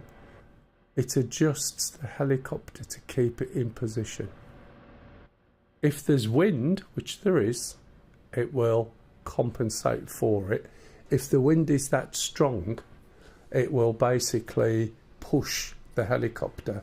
So you need to give it a little bit of right roll or something so that the blades tilt a little bit into the wind if the wind's blowing from a particular direction. And it'll sit there until it runs out of fuel or someone blows it up. Now, if you learn this trimmer, when you go onto the Apache, the trimmer works in the same way. You push it, it disengages. You let go, it engages. The difference is that the trimmer doesn't manage 20% of the authority, control authority. And I always say, because I should look it up, but I forget, it's something like 4% authority in the rotation and about 6% in pitch. But if I told you, you can make your Apache sit like that, if you understand how the trimmer works, there's another couple of systems on there as well called attitude hold and also altitude hold. Right, and with those combined, if you know how they work, you can make your helicopter sit perfectly still and not move, just the same. In the Shark, one of the things it does when you put on the auto hover is it enables this 4th button, which is altitude hold. If you look up, it tells you you're in auto hover. Okay. Now, I'm also going to show you the weapon system before we get into the area and start trying to use it just in case. Okay. To enable the weapon system, we've got down here, just to the right of the red and black zebra stripes, the weapons system, and we're going to switch it up. And then we're going to switch on the master arm. Okay. Now, at the front of the helicopter, we've got a little gimbaled camera, which is in that glass area, the centre one. So, oh, there we go. So that is a camera that looks left and right. Okay. Just to the side of that is a laser. Now, the weapons on my wings, which some of you may have spotted, there are no weapons on my wings. What an idiot. Fortunately, we're not that far away. Shall we put some weapons on? Man, I'm so used to playing on our mission, and that I completely forgot. What am I like? Has anyone got any questions so far? You can see, look, we're not very far away. So it's just down here. We'll go back to the airbase and we'll put some weapons on. Weapons overrated, Fox for it. Right, now another little thing that this does, can you see this black line? And this goes round and shows you, look, there's those circles. It shows you a breadcrumb trail to where you started, which is brilliant. So now I can point this over there. I can set my trimmer. Alright, I've got to make sure that my speed's reasonable enough. Etch-a-Sketch, exactly. That's where Etch-a-Sketches come from. Apparently it was invented by the Russians, and they noticed this in the helicopter, thought what a damn good idea, so they created an equivalent as a, well, they called it a toy. Now, one of the things you've got to remember when you're in auto hover is the helicopter doesn't like trying to fly in it, or with auto altitude hold if I'm trying to change the altitude. So let's get back to where we need to be, and then we'll pick some weapons up. What a dumbass. Now, one of the things I can do with this is go and put the kettle on. Okay? But before I do that... Hey, afternoon. Oh, right. Yes. It basically, what you've got to consider, right, and this is the interesting thing, you still need the same 3 control axes, right, which is pitch, roll and yaw. The difference is with this, instead of having an anti-torque rotor, your yaw is still fed to your flight control surfaces. Therefore, you will work the rudder in exactly the same way, but those controls go through those blades. Those blades will do all the flight control surfaces. That's what they are, okay? Now I'm climbing, so I'm just going to bring this down a little bit, and you'll see it flies quite steady. At 718 metres. If it's going a little bit quicker, right, I can just gently add a little bit more collective, and that will balance out. And that's even without holding the attitude hold, okay? So yeah, did you copy that syntax? Let me just go and put the kettle on while I'm just flying back. It's not the first time, and I'm sure anybody who ever caught it with my leg, no, it's all right. Anybody who's ever flown DCS will tell you the number of times they've flown away without any weapons. So I'll remember everything else except for the...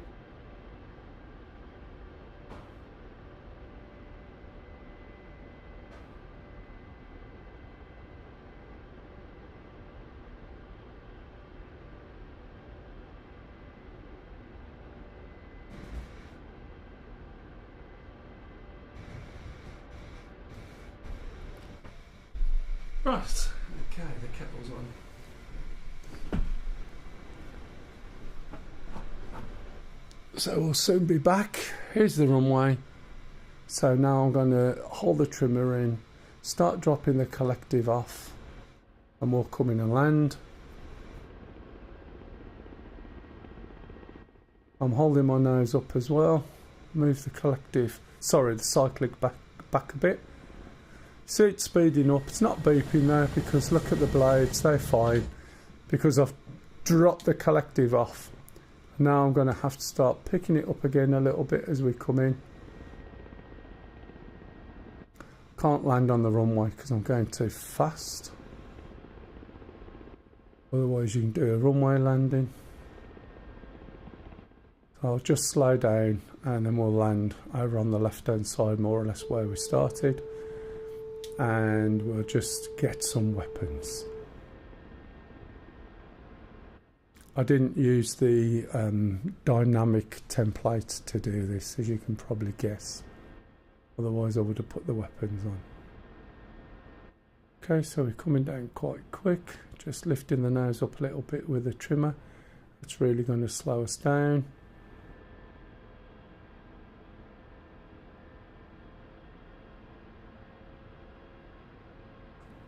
And then I'll slow us down with a handbrake turn, so to speak, which will really kill the speed, but you've got to be careful. It will judder a little bit. And I'm moving it in the opposite direction to the direction. It's nearly slowed down now, look. Again, I'm pulling back on there.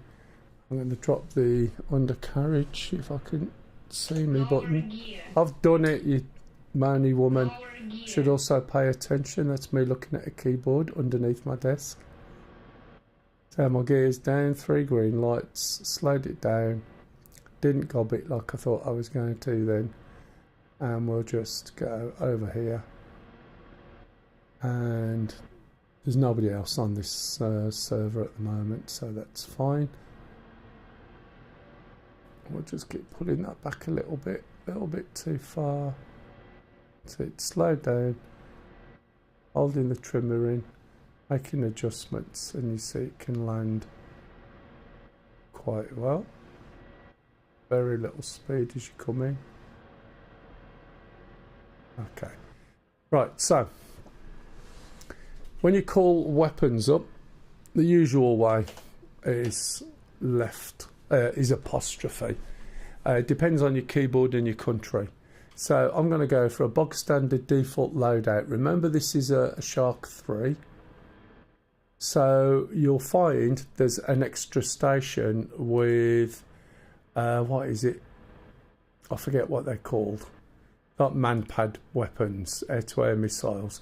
The Shark never had these weapons. The reason they're on there is because, as I said, they developed it and then the Russians withdrew permission for them to put them on. Igloos, that's it, thank you. So I never tend to use them, and they are quite interesting on how to use them in the helicopter anyway, but to be honest, it's not worth it. So when we say OK, make sure we get a copy. And we didn't get a copy. And you want to watch that, because the amount of times where you request and you actually get nothing is because there's no copy. And that's either because there's nowhere to rearm from, you're not close enough if you're on a FARP, or your radio isn't on the intercom or ground crew. So in this helicopter, if we look down, we need to make sure that the radio is turned to ground crew. Now when we make the same call again, assuming we're close enough, don't forget to slide your sliders back up to where they were. Put these on, get rid of the igloos off the wings. Check your weight to make sure you're not overweight, which we're not. Say OK. Should get a copy. And another copy. Now, in the olden days, if you'd got the door open, the ground crew would hear you. Then it was that if you'd got the APU on, the ground crew wouldn't hear you, and it's changed over time. But fundamentally, you need to have ground crew selected on there, and you need to make sure, right, that you put it back when you've finished.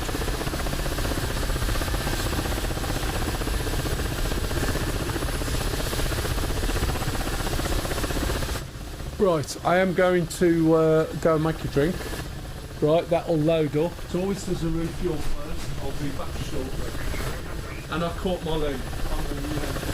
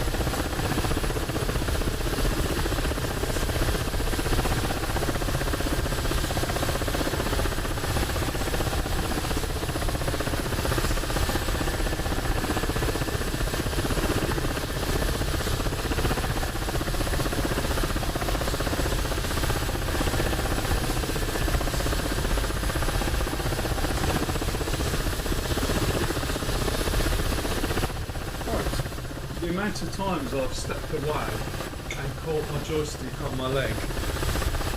You have to be careful. Got microphones and all sorts. Right, okay, so you can see we got the weapons. Excellent.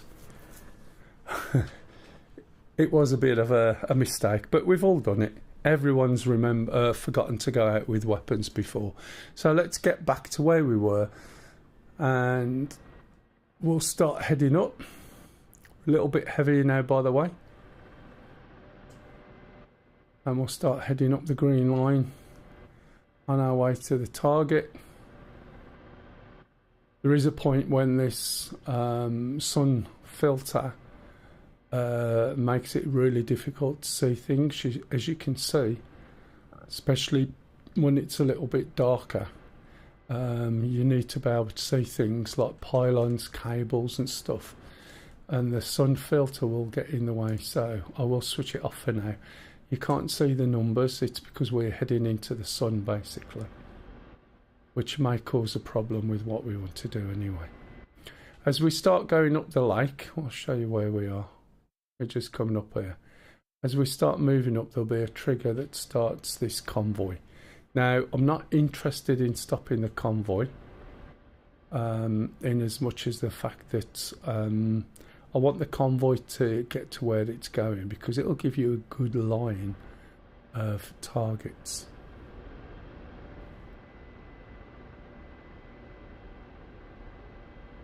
So hopefully when I get past a certain line it'll trigger. But I will stop, and I'm going to show you the weapon system before we get there. So just in case something happens to me. Do you know what? I was just looking, thinking, who the hell's Kevin? And then I realised it's my server.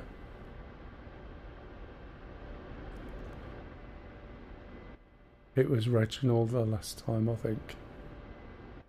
Right. Now we've got weapons. Let me show you some of the things this can do, okay? And it is pretty damn good. I'm going to slow down. I'll put the filter on so we can see. It's really difficult to see that on end. And I'll show you what happens with the weapon system, and then we'll go and use it in practice. It's still a bit of a flight up there, but it's fine. That'll give me a chance to drink my cup of tea before it goes cold.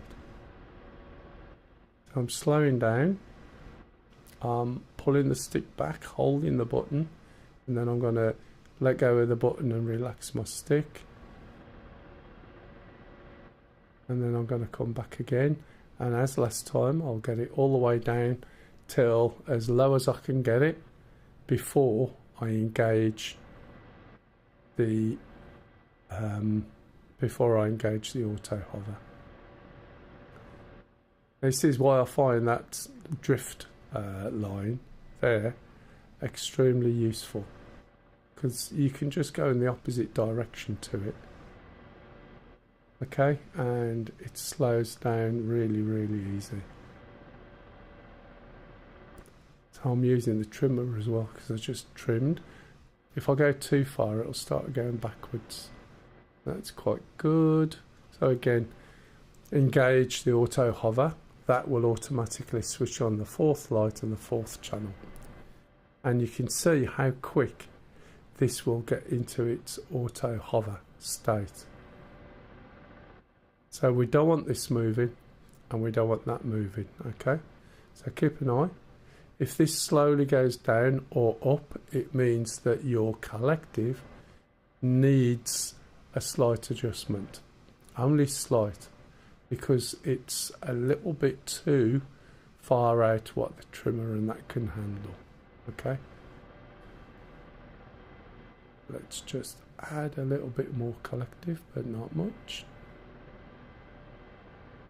Okay, so as I said earlier, if we switch the weapon system on, we need to make sure that this radio is switched back to VHF, because this is our radio frequency here, and if we were communicating with other helicopters we wouldn't be able to do it.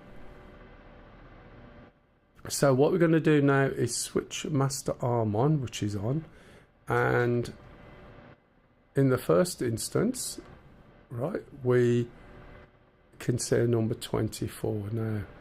Let me release the Schwal. I think that's what we were looking at. So the Schwal is the camera at the front. I should also put my legs up, maybe.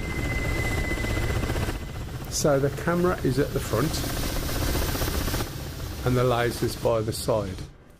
So there's the camera, there's a circle on the dash. We're going to start bringing it down, and we should see, and have I forgotten something else, because it wouldn't surprise me. Let's turn this up, there we go. On the Shark 3, it's often you'll see that's black, you haven't forgotten anything. It's a horrible green, it used to be grey, but now it's this horrible green sort of colour. And if you look on the map, can you see this yellow line? You'll see it properly in a minute. So with this, the camera's on a gimbal and I can control it, and I'm controlling it with a hat, okay, not an analog stick. So I'm moving it over, and I'm going to move it all the way over to the right. So the gimbal can see here what we're looking at, 30, that's 30, 40, 50, 35 degrees about.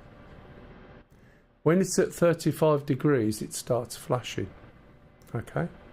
So I'm going to bring it back manually to the centre, which is where that naught is. Now when we look from the hood we can see the camera, but as we start to move to the left you'll see camera is running off, and then suddenly we get a box, and the box is telling us these are the extremities that you can go, i.e. the height, the depth, and left and right.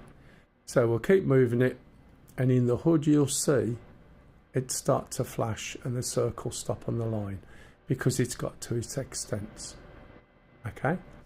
And on here you can see it's 35 degrees the other way, so you've got a 70 degree range. Now I'm going to look, the reason why you get these flashes is because very often you might be looking like this. Okay, so I can move the camera up and down, and I can make this little box there shorter or bigger. Ideally, the further away something is, it should be down here. Now, I can't move any more left. It would be great if we had a target sort of over here. Say there was a target over there. We've got a narrow view and a wide view. Think of it like a zoom in, zoom out, okay? If we had a target over there, our helicopter's pointed over there, our missiles are on the wings, pointing in the direction of the nose, and they are laser guided. The laser, as I mentioned earlier, is just on the right hand side of the gimbal. So if I choose the weapons on my outer stations,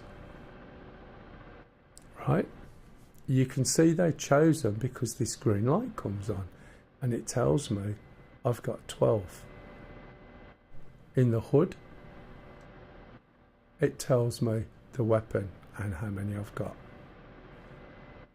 Now the problem is, imagine there was a target there. Obviously I'm a little bit high. My helicopter points there. My laser, right, is pointing there. And the target is over there. Now if I switch this on, which is the laser down there, and I hit enter and lock on something, we get a range, because there's a rangefinder as well. 13.9 clicks. And 13.9 clicks is over the range of the missile. If we look at the missile pipper, in this helicopter we have a minimum range and a maximum range. So as we start looking around or moving the... What am I moving actually? Am I moving the camera? Let's have a look. Yeah. As we get closer, now I've got to unlock that. Now we're at 5.2. Can you see how now we are between the minimum range and the maximum range? Okay, we're within range of the target that I've just selected. So let's choose something that is just a little bit further away. See these poles? It's not locking on there. I might lock on the tree if I'm lucky. It's not locking on the tree. It is a bit fussy about what it locks on, to be honest. Just look around, see if someone's got a house I can shoot.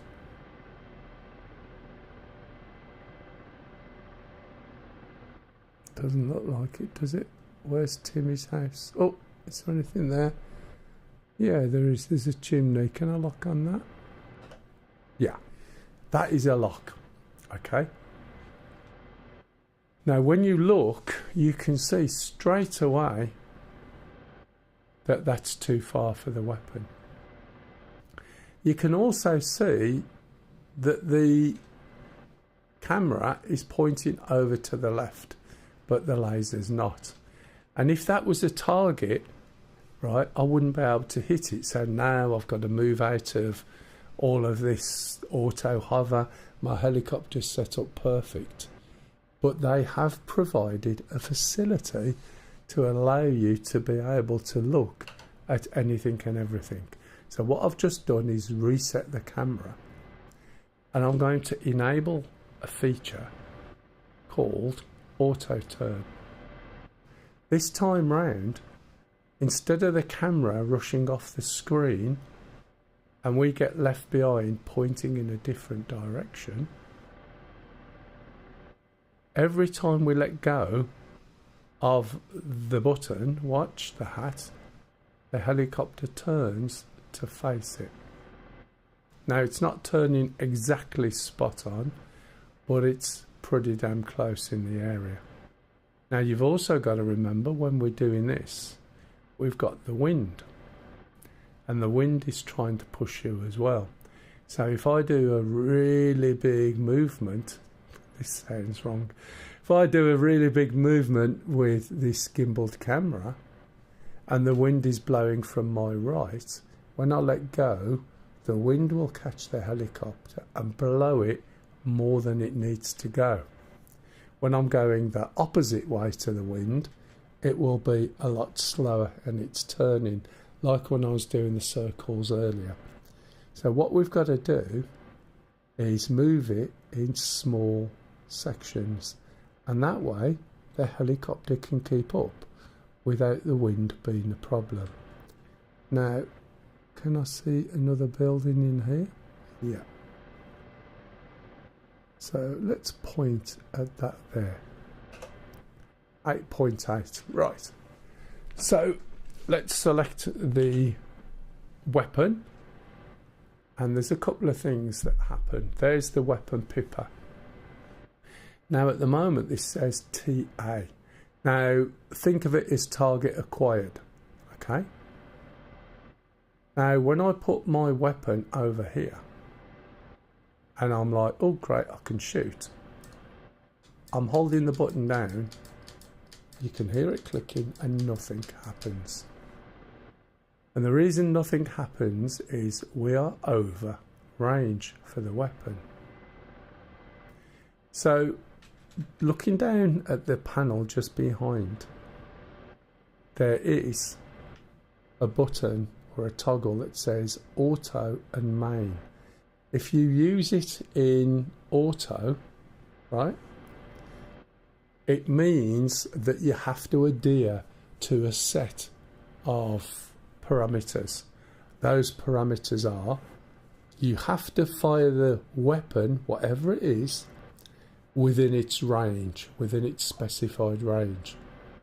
And you also, because it's laser guided, have to have the laser and the camera, the laser and the weapon concentric, i.e. overlapping or over one another, and then you can fire. So in this instance, for me to be able to fire something, my target needs to be round about 7.1 or just under. Okay, so there we go. As we move these together, right, in theory we should be able to fire, but we've got nothing locked because there is no lock. So let me go and see if I can use this tree. Well, it's quite happy with that. That surprises me. So when you see a C, think of C as consent to fire. So we've got no consent because whilst it's in range that we can see on this range pipper, we're not concentric with where the laser's pointing. So we need to make the weapon point towards the laser, and then the C occurs. Look, I'll move back a bit. And now we can fire. Okay? So you have to meet those parameters. Now what happens if... Yeah, exactly. Now what happens if the target is 7.3? Well, the chances are, right, the weapon is going to still hit it. So if we move this up a little bit, okay, you'll see, we haven't got a target, but it just won't align and it won't let you fire. Okay, no C, no fire, no nothing.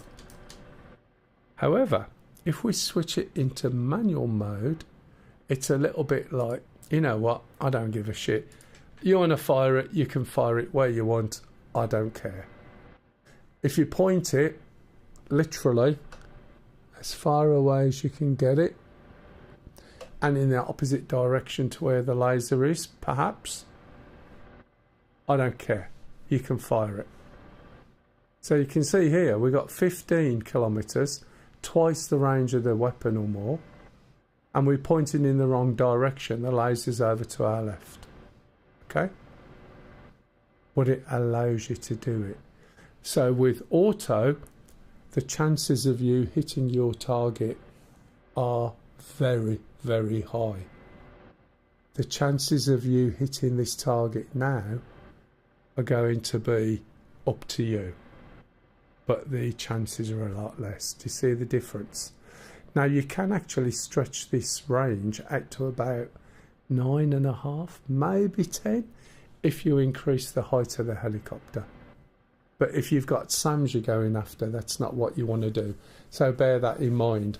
Another technique you can use to stretch it is pull the helicopter back a little bit in manual, fire high, and then bring it back down once the missile's got, say, halfway or just over, and you'll extend the range. Right, I'm not going to fire any at the moment. The other thing you can do is use the gun, or should I say the cannon. Now if you look, the cannon has a similar sort of pipper. It's got a minimum range and a maximum range, and we're over maximum range. Will that stop us firing? No, because we're on manual mode. And we put it onto auto and we haven't got any chance. Look, nothing. So if we bring this down, I think the camera's about 4.5K, believe it or not.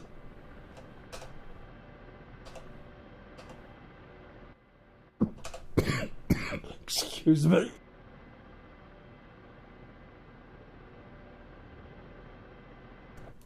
Okay, now that we're within range, oh, interesting, why is that not in range?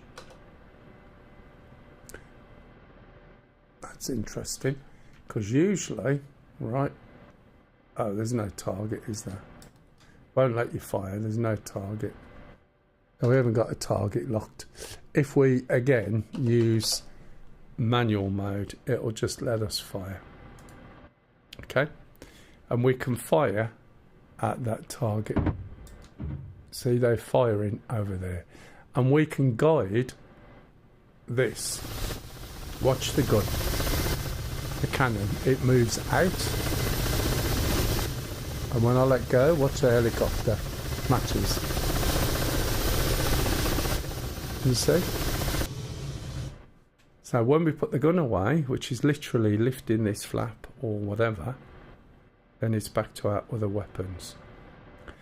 When you see the numbers, you've got 23 there, and you've got HE. Multiply that by 10, you've got 230 rounds of high explosive ammo. Switch it down to API, you've got 220 rounds of armour piercing. I think it's armour piercing or incendiary. No, armour piercing, I think. Okay, so that's basically what the weapon system is. There's a couple of other things which I'll show you when we're there, which are really good. Now I'm going to take it out of auto hover. Tactical _ Moose 7 said, something to be mindful of if someone keeps it in manual and you swap to a glyph and defense, the seeker won't auto on page. Oh, there you go. That's quite good.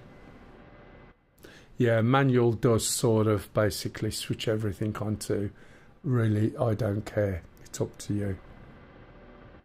So you could see that was already locked and I've just switched it and it was still say consent to fire no matter what. That will apply across all the weapons. Right, we'll take auto hover off. I'm going to take altitude off. Now what we'll do is fly up the lake. By the way, I forgot to say at the beginning, if anybody wanted to join in, you're more than welcome. Password on this server, which is Mel's emergency server, is Mel12345 lowercase. When you want countermeasures, you can see here it says 128, and that is a mixture of 64 left and 64 right. You can choose. It used to be by default set 64, and that's my left side, 64 on my right side when I can hit the switch. And if you put them both on, you've got 128, and it will fire a short burst of flares as you're going along, okay? Right, I know where the targets are on this, obviously. It's never the same trying to find them in a helicopter, to be fair. So I will have to look for them. As we go up, we are going to get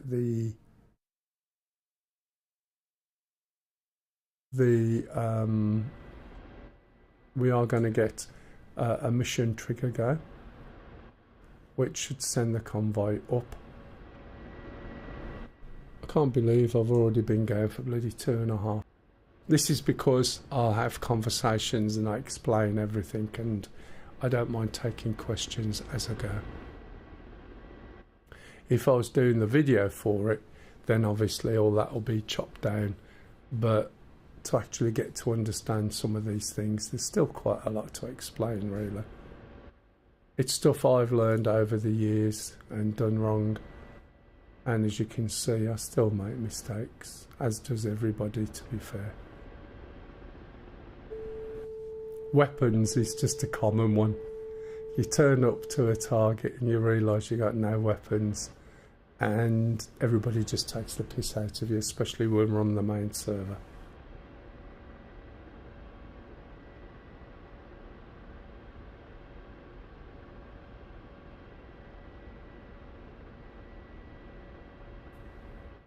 Is it smooth enough, by the way? I can see a little bit of stutter there.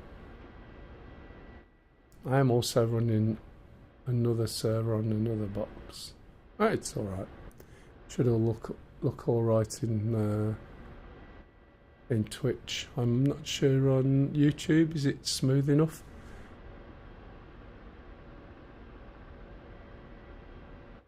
No, I think this might actually be getting dark, and the sun was actually going down. Hopefully it's not too bad.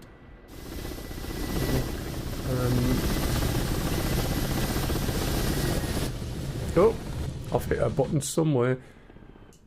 When I was using my keyboard. Okay. When I was using my keyboard, then I pressed the wrong bloody button. So electrics on battery, really? Does it switch those off so it has... No, they're there. I managed to catch that. We should be alright. Why it come up with electrics on battery for, I don't know. So I hit the wrong button. I switched over to do Alt-Y, and me and my non-backlit keyboard hit a completely different key. Never mind. What did I say about we still make mistakes? Didn't like that, did it? Have I screwed this all up? No, no. Should be alright, I hope. Can't see anything major. Right, we'll carry on. I bet, John, you're sitting there with your hand on your face, aren't you? Right, we've got to be careful of this convoy when it triggers, because we're likely to cross paths with it. I don't want to cross paths with it. What I need to do is find somewhere to shoot them from, and as I said, I've only got a range. They're going to be around here, I think. A range of about 7 clicks, so I'll probably have to use the trees.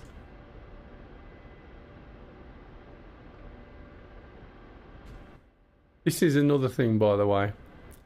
There is a trimmer reset on this, and on the Apache there is no trimmer reset. And one of the things that really annoyed me is that the people in the forum who moan... You are approaching the easy zone. Turn back unless you want to activate this zone. I already did it. Oh, I come out, didn't I? Let's just make sure we're not going to get...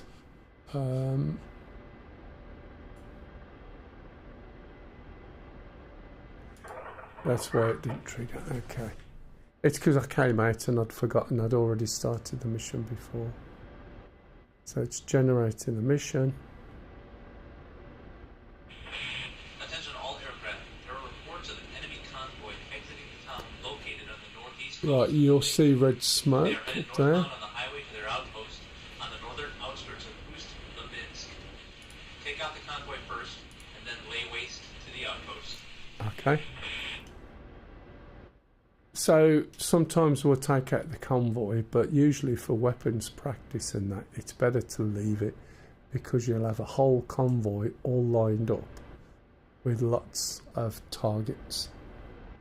So it's a target-rich environment for when you're practicing with other aircraft. Straining everything, just pull back up.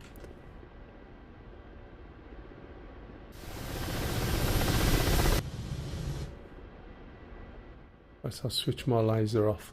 You have to be careful with the laser on this. You do 2 sorties and your laser will stop working. Well, usually 2.5. So somewhere over there, there will be red smoke. And that's where the convoy's coming. Okay, so they'll all be getting ready. And we don't want to meet them en route.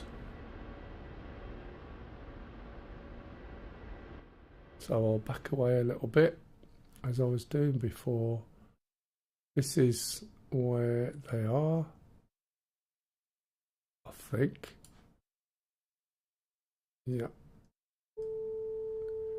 So we're going to go around up this way, and we should be able to do something from that area. Roundabouts. Let's watch the trees, shall we? The trick to flying helicopters very often is don't do big panicky sudden movements. I can get away with that. That was relatively smooth. I didn't suddenly throw my collective up or anything like that. You just thought, right, if I'm not careful, you're going to hit it, and avoid it without throwing the helicopter into something that happened earlier. Here's the convoy coming round. They'll come round there and then follow this road up. So I don't want them to be shooting at me at this point. I want to get over here. So there's no point going towards them.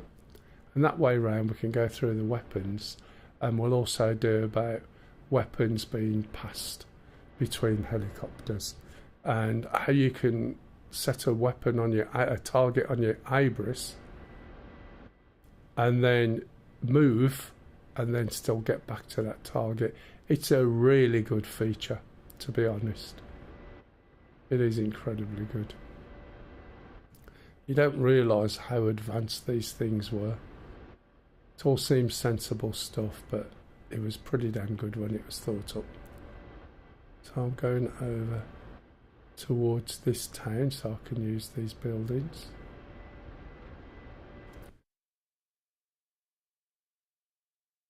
And then I'll start hanging a right.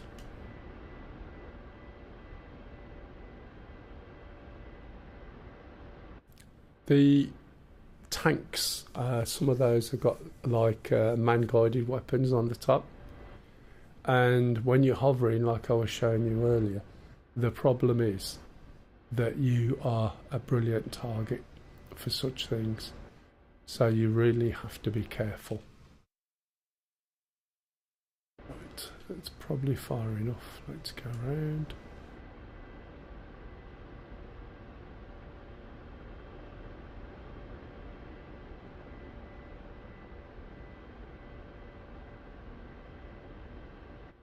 I like buildings and towns and things. It gives you some good solid cover when you've got a whole load of targets. Now they're not that dangerous. It's the there's a little bit of anti-air at the front and back of the convoy. I don't want to get shot down by them en route. It's one of the reasons why I explained how the weapons work. I will explain the same thing again when I fly on Saturday if I jump in this, as I go along and do what I'm doing. So I always make sure that I do explain everything fully, at least the first time when I jump into a plane, and I also explain why I'm doing it as well, and what the thought process is.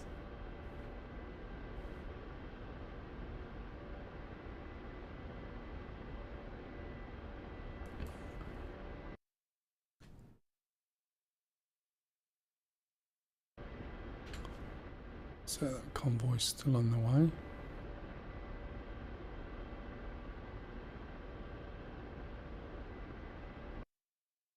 You can see it's coming quite a bit closer over there, so I didn't want to meet it.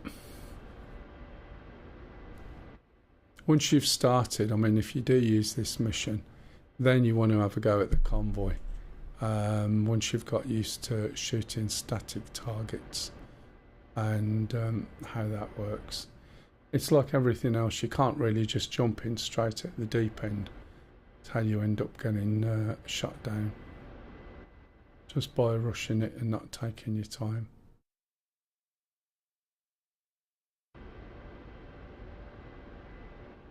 Right.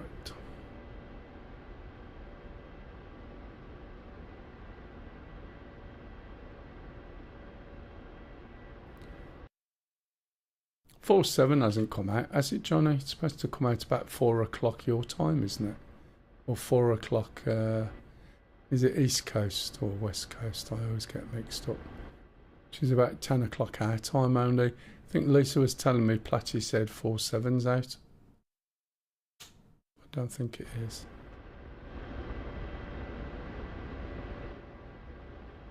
I've just seen a message, just bear with me. In a car with going to buy the Vegan or MiG-21. To be honest, you'll probably find more fun out the Vegan. The only reason I know that, there's one guy who I fly with who flies the MiG-21, and the only thing he ever uses it for is dropping the odd nuke, whereas the Vegan is a lot more versatile, and the missiles for going after boats is very good. But the guys who fly it are Swedish, and one of them used to actually work on Vigans when he was younger. So there's a bit of a pet thing there. But the Vigans are a nice, if oldie sort of style plane. I have both of them. I have flown both of them at least once. The Vigan probably a bit more. I don't fly a lot of this stuff as much as I should and forget it. But the weapons for boats are really good. And also, like this mission, you've got a nice little road where you can land and get rearm, refuel, for instance. And I know that some map makers will provide a road for the Vegan as well, so that you can test going and landing on the road, rearming, refueling.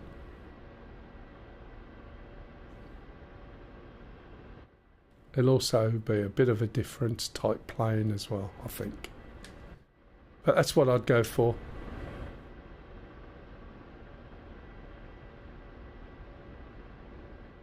I just hope there's sufficient building cover over here.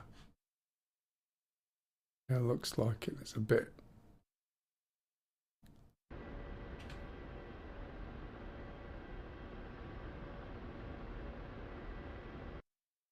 So where's that? That's there. I need to come behind.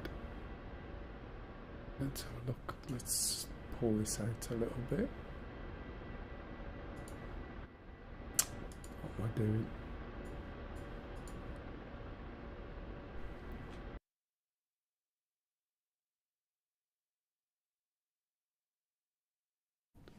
So these will make their way up here and round the roundabout and up there, and I'm going to be sitting over here with a bit of luck.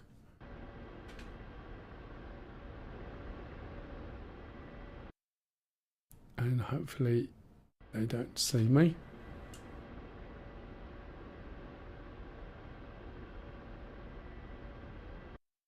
You never know.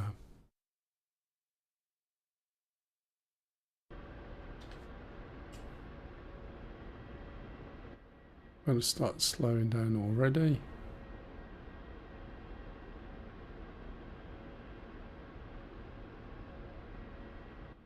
Doesn't look like there's many buildings.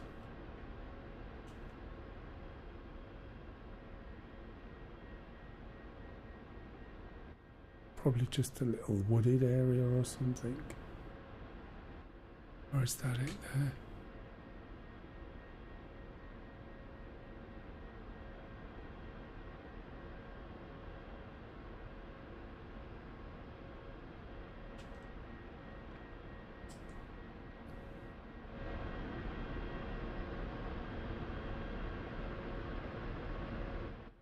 Yeah, it is. It's like a flying missile. The Vigans, I think, a lot better. Johnny might have a comment as well.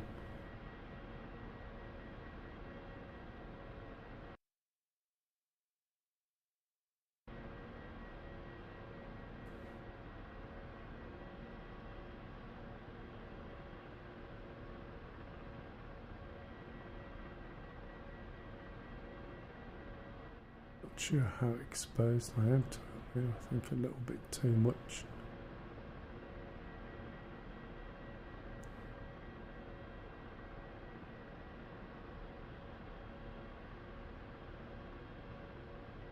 Trail my blades. We're probably miles away from it.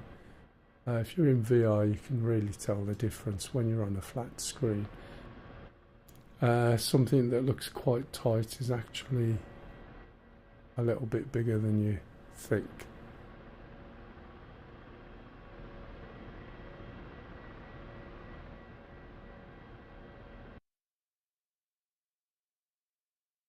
Okay. There's a train line in here from the looks of it. So there's got to be some sort of... I'm going to go around the back here rather than straight over. So this is a bit... The way it's built is a bit of a snipey helicopter, to be fair. You can run around with it a little bit, but it is a snipey one.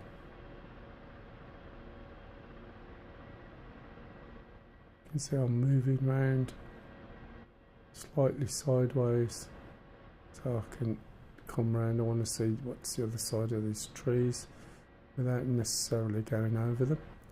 Holding the trimmer all the time, so I've disengaged the trimmer.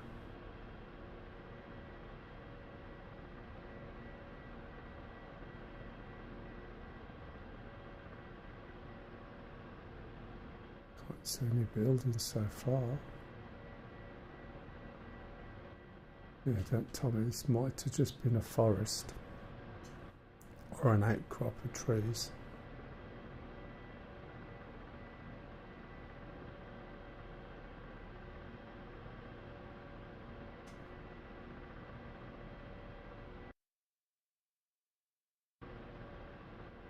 It's going along too far to the left now, look. There are some buildings down there to the right. It's not going to hurt to have a look, see what's going on. So if I come over here,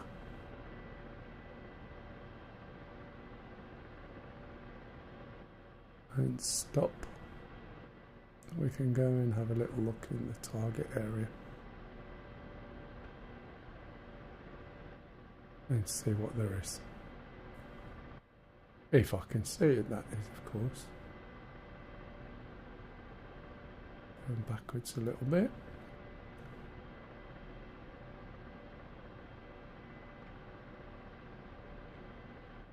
Slow down as much as I can.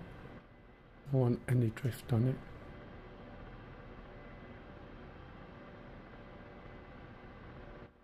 Do it too much, you can see we're now going backwards. But we soon compensate for that. Hit the button. Right, so we're here. I think I'm just a little bit too far. Can the Vigan be used for other tasks other than level strike? I'm not really sure, to be honest. It's, as I said, I've owned it and not much to be fair. So it looks like here I am in these trees. There's another set of trees, and then we've got some buildings. So I might go for those when this convoy has gone round here, so that it's going to be over there and it will park up here. Johnny, have you got the Vigan, if he's still there? I'm not sure whether he's still there. So my helicopter should be sitting there, look. Just waiting. I'll wait for this to get into position. Anyone got any questions on the Vigan so far? And the Vigan. The Shark, I'll get there in the end. If we look here, you can see it's mostly urinals. We've got a tank on the front. We've got this on the back. Let's have a look. Oh, wrong one.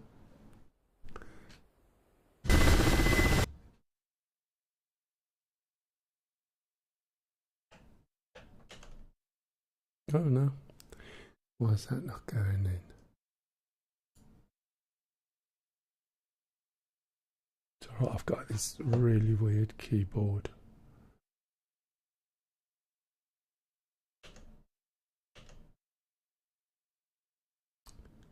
Oh, right, okay. It's that one, that's why. Now, why is that not working?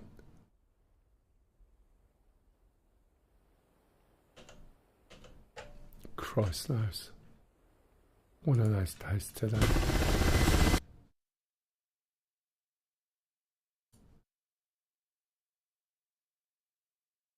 So that will give me...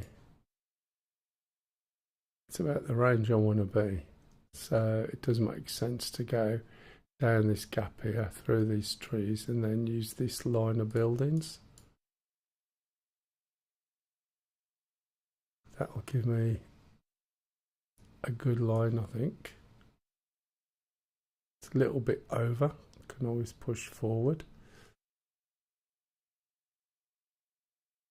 I don't want to go towards these. I know they're going to go around this circle. Might be able to peep up and see them. Well, I'll peep up and get shot, you watch. Right, here's something I haven't mentioned yet. We're in this position, we want to look over there.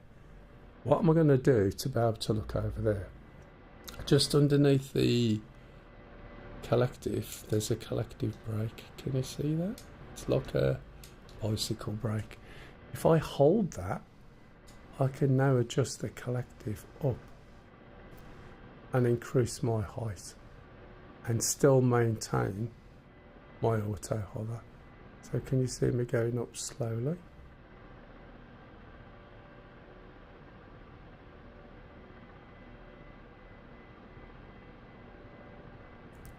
So that will give me a peep over the trees. If I release the schwal and bring it down,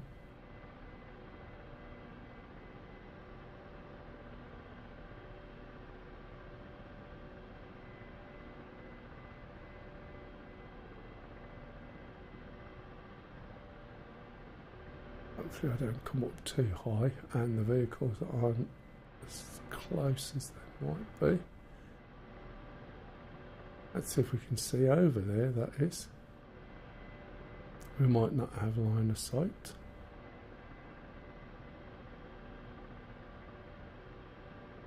There we go, slow down. I think they're going to be quite a bit further than that. Yeah, they're going to be over that set of trees there. This is 1.4 clicks to there. So they're way over that set of trees. All the way across. So I don't think I've got anything too much to worry about. So I need to move from there, over these trees, just to the other side. Convoy's making it look. Now usually in the A10, the convoy's already there by the time we come up.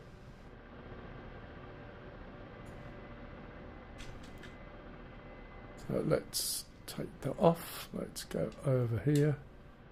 Let's reset that and put this back up so we can see.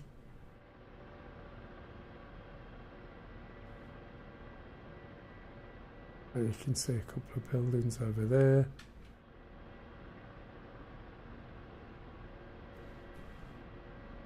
Might be seen from over there on the left.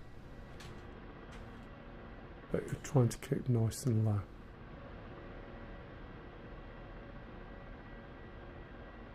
See if we can find a way around the trees rather than going over the trees. I think the targets are up there somewhere.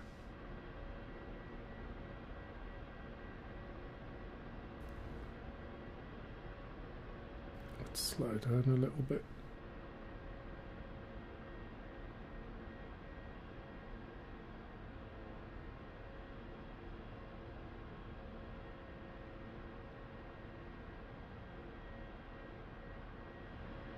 After those three buildings and hope they're higher than the ones on my left.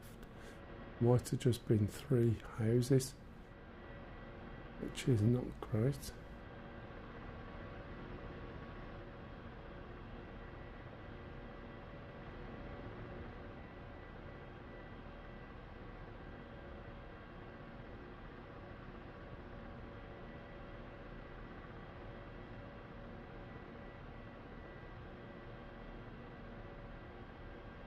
Lower gear. Lower gear. There's something, you know, where you think you'll put the voice control on so that you can hear what she says, and then sometimes you think, okay, should I have done that?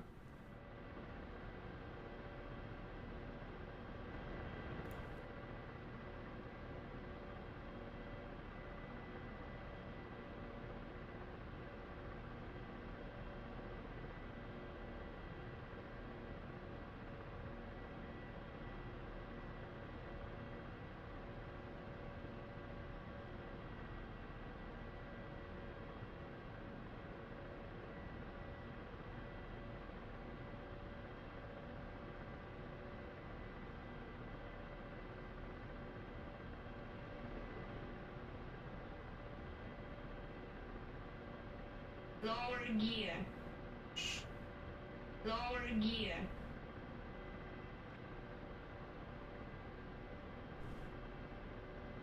I think I'm in about the right place. There's those buildings. Right, I want to be looking over there. Just outside, that's about 115. So that's a little bit to my right, so let's move around a little bit.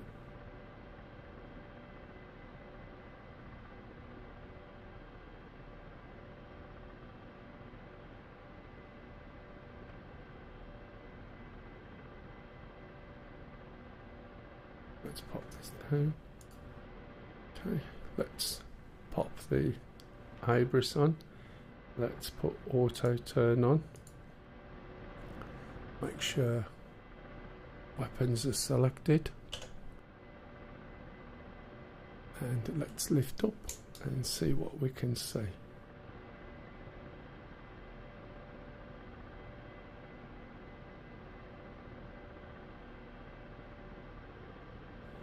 I'm going to try and use this little dink in the trees. Now when I want to stop, I'm going to make sure that I pull back on the stick just a little bit, otherwise it'll keep going up in the air.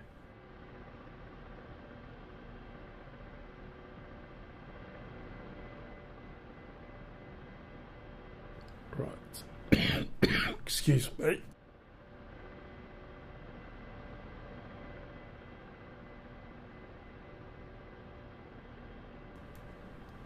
Right, let's look down here. We can see. The candle special XLZ, and they're all. Hey, hello. 50 time yes.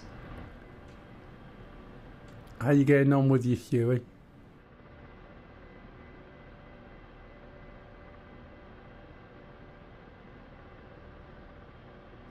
See if we can see anything.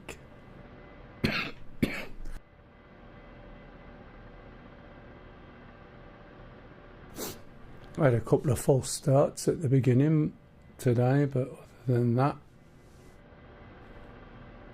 just trying to look.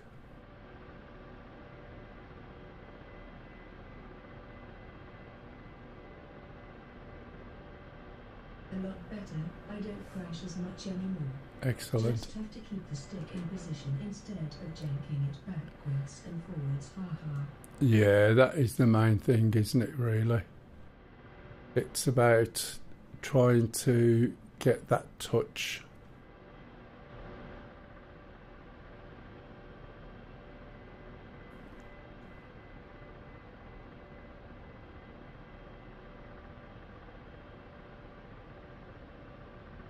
I can't tell.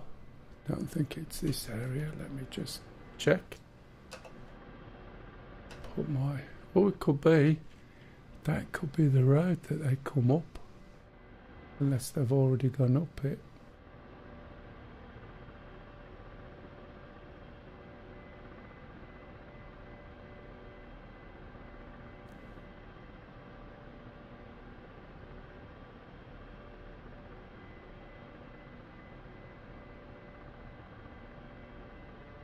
Maybe not. Maybe they're a bit further over. And you see how far round I've turned, look.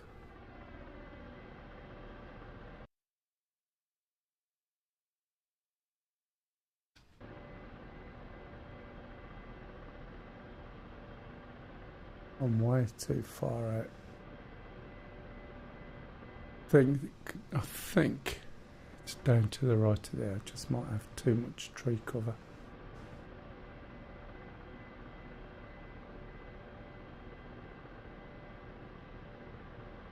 Let's keep turning. This is where white hot, black hot would be good.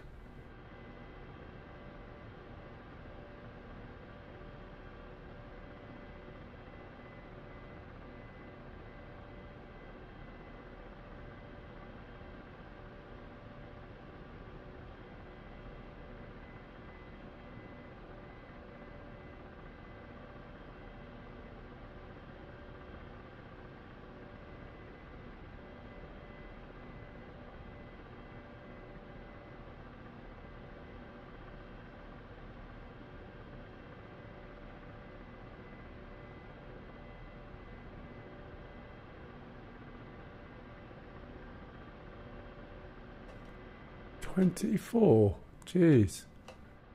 It's a little bit over the top, isn't it?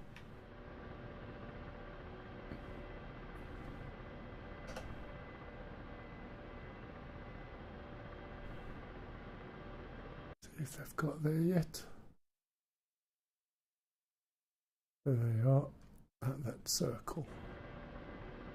If we look at the map, if we can zoom in now, we need to move map up. I can't remember how the hell I can do that.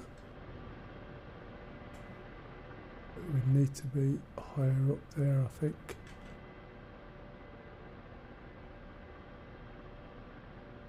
Because I think the view I've got is a little bit, yeah, it's definitely over there. If you notice, you lose the compass when you're out over there, when you have your targeting system on. So let's go round about here, and they're in that direction. So I should be able to see them because they're not that far away.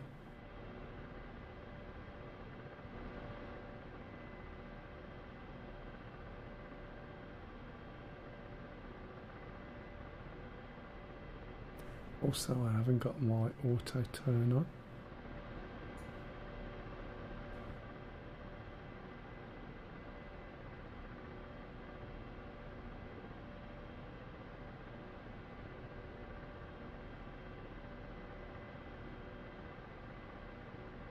I might be way out here.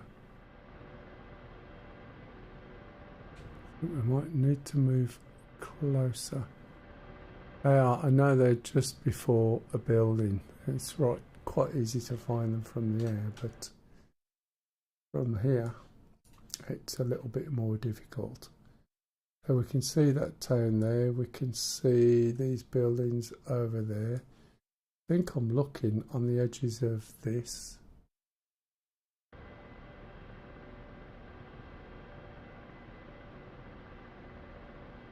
And they should be, I bet you they're on the bloody road behind the trees.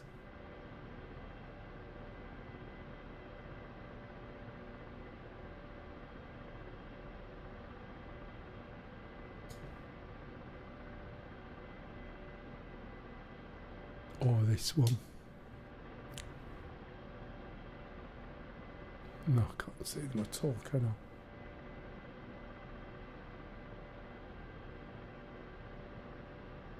I get the feeling you're going to pop up and there they are just in front of you, do you know what I mean?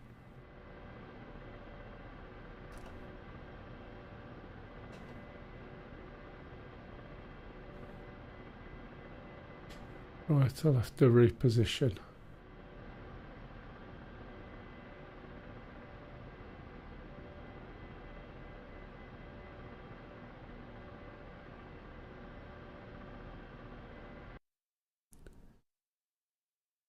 I'll try and go down here then and look up that way. And probably run straight into them all.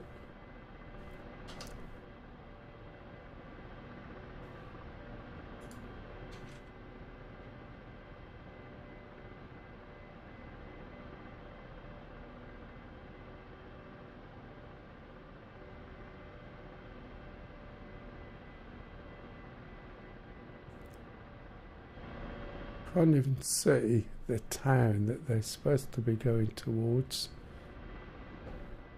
Oops, clanking my stick. How much fuel have we got? Oh, we're alright.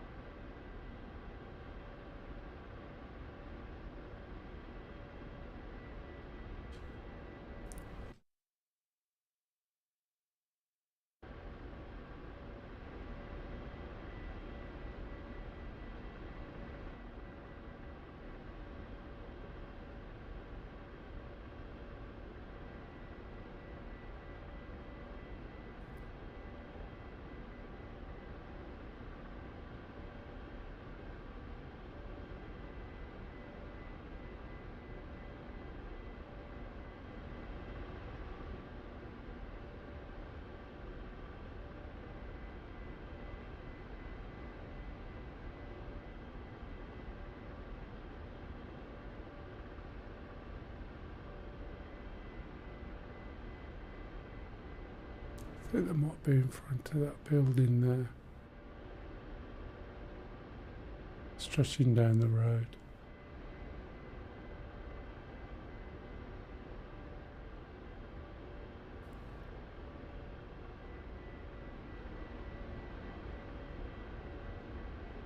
Slow down.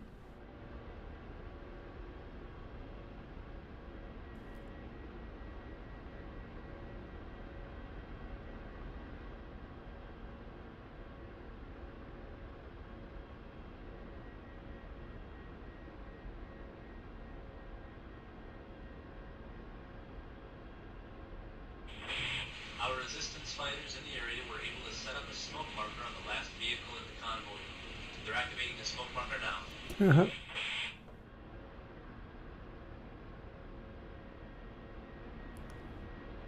That smoke marker, right, message, is from when they were around by the town, I think there. See it?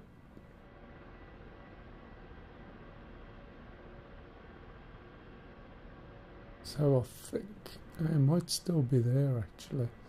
Let's have a look from over here, see what we can see.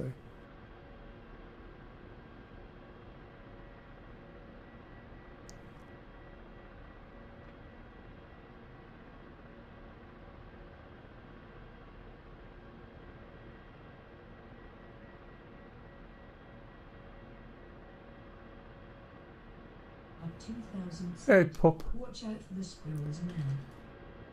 Man, I've been watching out for the squirrels. So that smoke marker, if I'm not right, is from earlier on. So I think you're right. I've been going through the shark today, matey. They're up there and in front of that town, perhaps.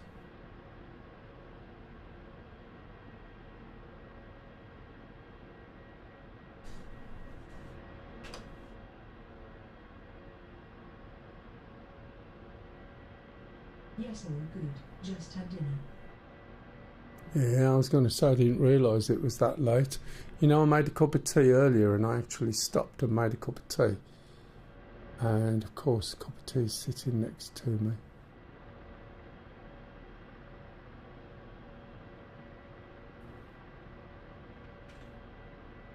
Trying to find these guys in my helicopter is a pain in the ass. But we'll get there.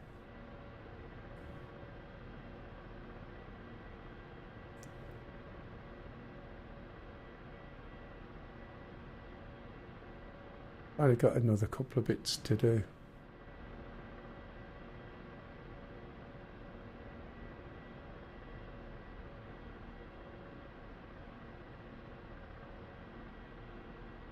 This is one of the slight issues with this, is it can be difficult to find targets. Pedro_McLeod. Here you are. Afternoon one and all.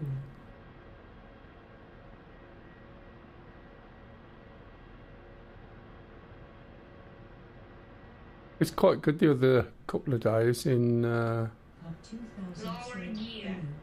Star Citizen. You missed a couple of good FPS missions.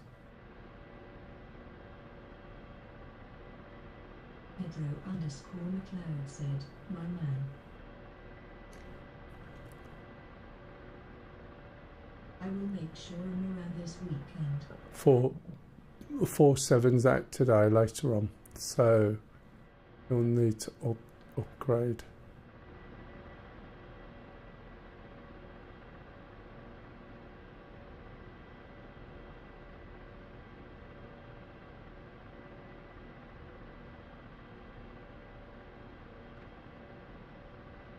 It's not the squirrels I'm bothered about, puppets. Them seeing me first. I think there's the little road, look.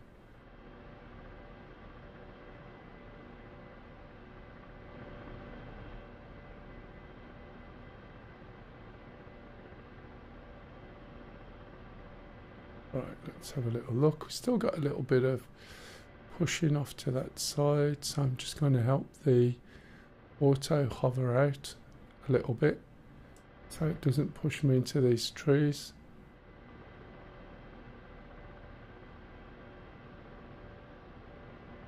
Where's my camera? Right.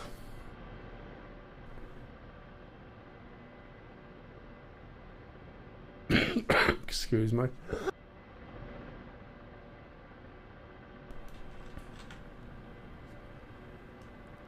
Can you believe I started out on the way without any weapons? I mean, seriously.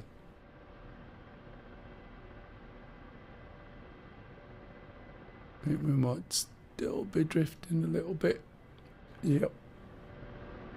Looks like it. Maybe I should put that on after all, huh?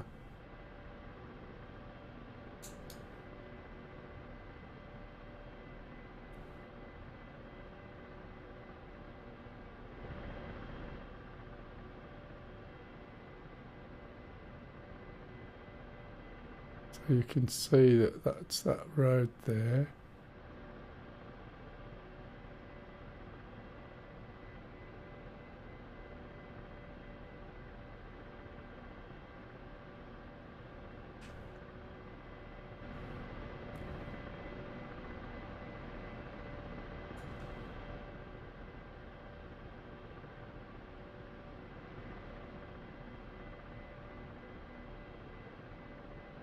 There we go. Okay. So you can see all these targets. That one there. What I'm going to do is just... And there's a couple of things. We're going to hit the trees a little bit, so I've got to be careful. You can see where they are. Right. They're 11.4. Oh, that tree's 11.4 clicks. Bugger. Point.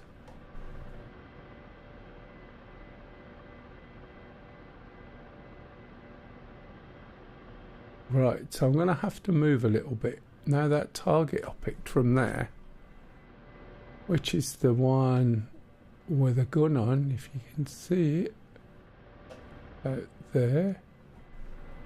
Let's lift up just a smidge. Move that over there. Okay. So what I'm going to do, that's a T-55 I think. Let's call that a tank and send mem. And what that's done is stored it, he says. What it should have done, there it is, over there. Interesting. That's further away than that's showing, can you see? So that's where that tank is. Now I know they're moving up and over that road, and there should be a whole line of them, and the one right at the end. See, that doesn't make sense, that one there to me. So it's a vehicle, and we should get another mark. And again, that's on that same line. That's interesting. Why is that so way out? That does not make sense to what I'm actually seeing. So I've got to get closer, right, than I am at the moment to be able to shoot these. Otherwise I won't be able to shoot. So what I'm going to do is switch that off, switch my altitude off, and move closer to them. If we look on this map here, I'm here. So I should be able to go over there, okay? Maybe over this side, if my helicopter's still there.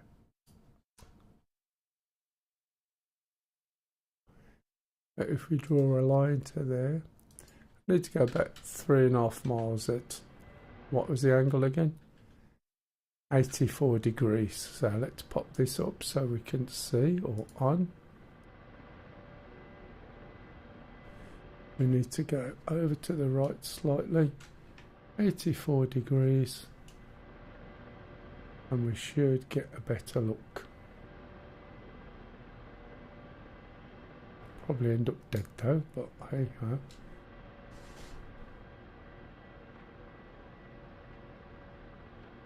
And then we move to the left.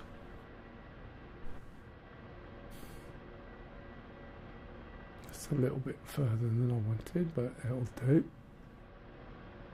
There's an opening there. I'll have to move this because, as you can see, you can't see the trees.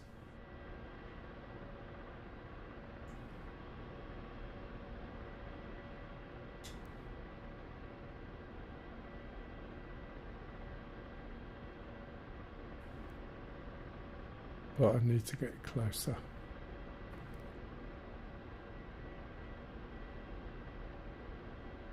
I'll come straight down, use the trees as cover. See if I can get over to that mark I put, which is about right.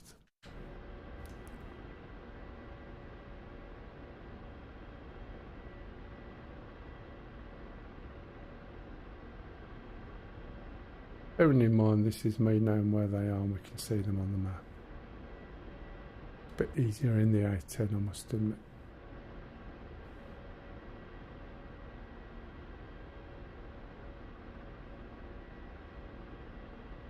Now, hopefully these things that I've just popped on there will do what I want to do, and that is not wildly out. So what I'm going to do is pop down here and then try and get some cover so I can look over. But I'm going to utilise those markers to find out where the targets are, and I'm going to do it from here, which hopefully, I don't think I need to move any closer. No, that'll do. Hopefully this will do what I want. So I'm going to try and use some of these trees as cover, and it helps if my head tracking's in the right place, because otherwise I'm going to hit something here.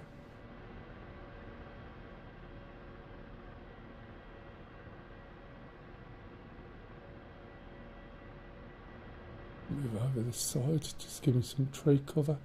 Buildings are probably in the way anyway, but we'll see. Yep.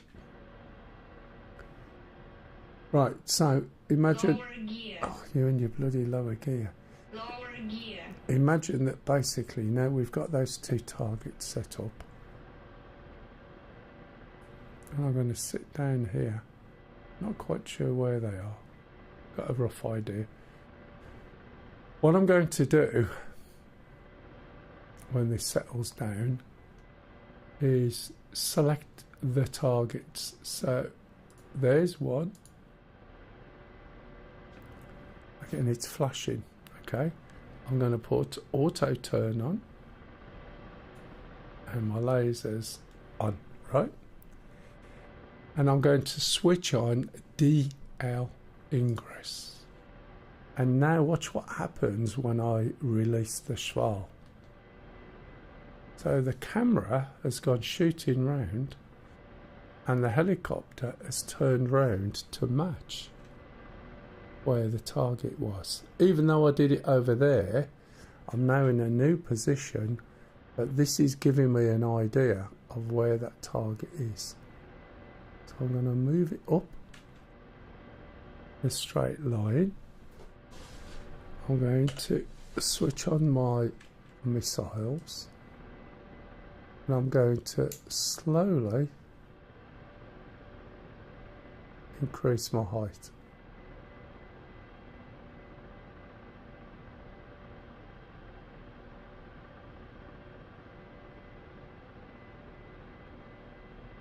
Now it might be that where I've moved to there's too much cover between me and them. But the camera is pointing slightly off, but pretty damn close. However, I think there's too many buildings in between. Look, you see what I mean now? If I keep going up, I think they'll see me before I can see them, but we'll see. So I'm going up quite quick. I am slowing down as I go up.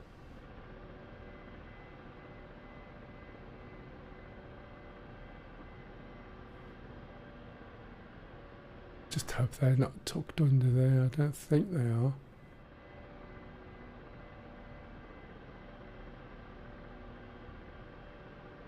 They're way up over there. I'll go up a bit more.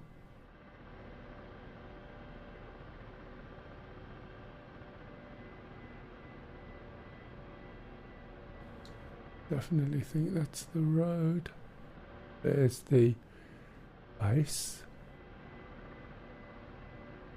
There's the truck. There's that target, okay?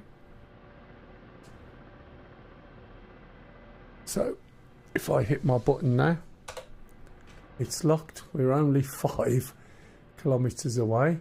You can see that is in line, therefore it allows me to fire. You can tell everything I explained earlier, and now we should be able to fire. Okay, rifle. The missile goes round in a circle, follows where the laser's pointing.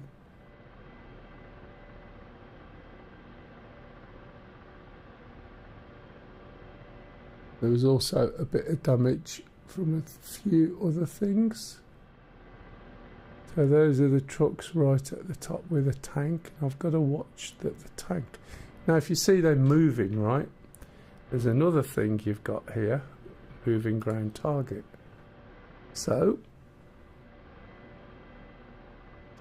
let's try and shoot something else and then lock on to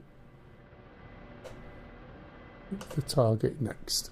Now while I'm here, if I slowly turn, I should be able to lock on that target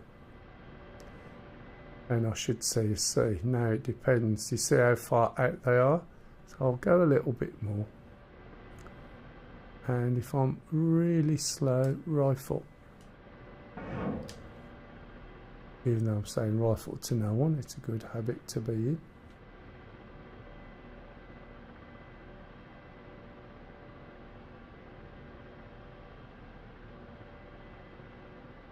Have they started moving? No, I'm surprised. There's another row of trucks here. There's another tank just hiding out. I need to turn to the right. Rifle. Oh, no. Rifle. Just holding the helicopter there.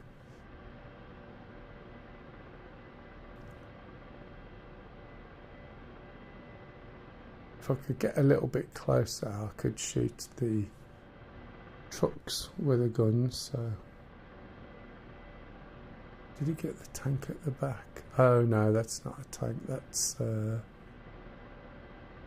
know what it is. It's a mortar, not a mortar. Oh, I forgot the name of it. Is that completely dead there? Yeah.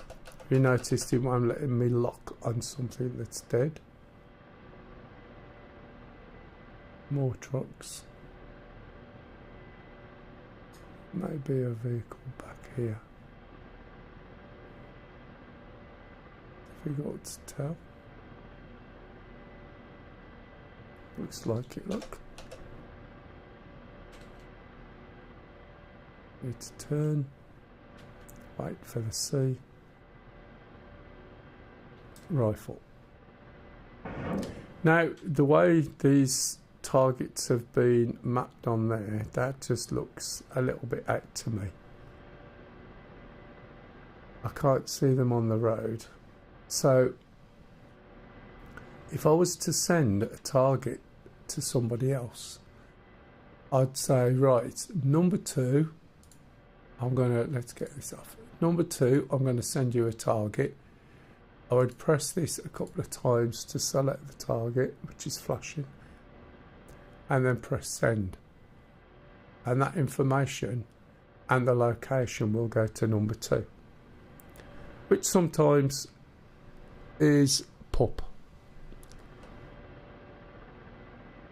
And that's how you would do it. It's as simple as that. Right, that tank is on fire.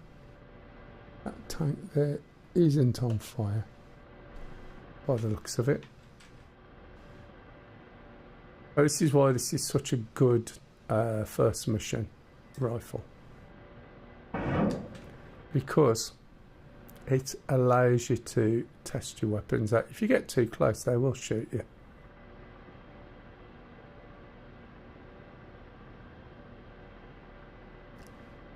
So it hit the outpost there. In this outpost here, right, there's usually a guy who shoots. You do have to destroy those as well. But you can see how we're within range, and we could do a little bit further away if it was a bit higher.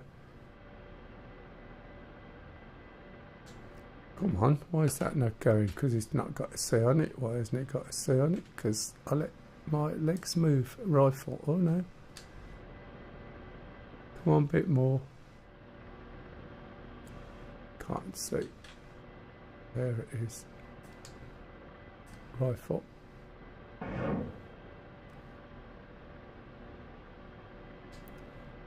So we can see basically how to start it, how to fly.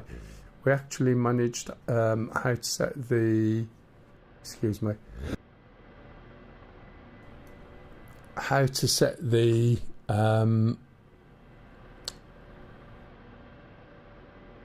what's the word? How to set the alignment up. See that one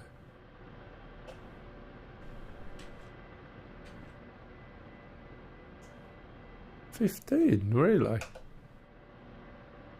Rifle. We follow that missile down. So it spins around. There we go. And they probably don't even know where I am. From their point of view, I am really, you know, at such a low angle to them that they haven't hopefully got a clue. Anything else there?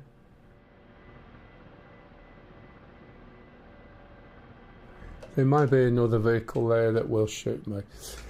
As far as guns go, let's get a little bit closer and see what we can do with the guns. We'll get rid of that.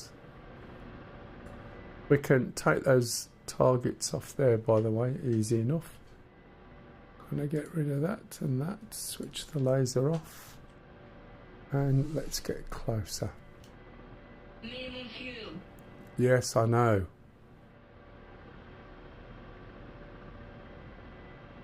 So, I am really low on fuel.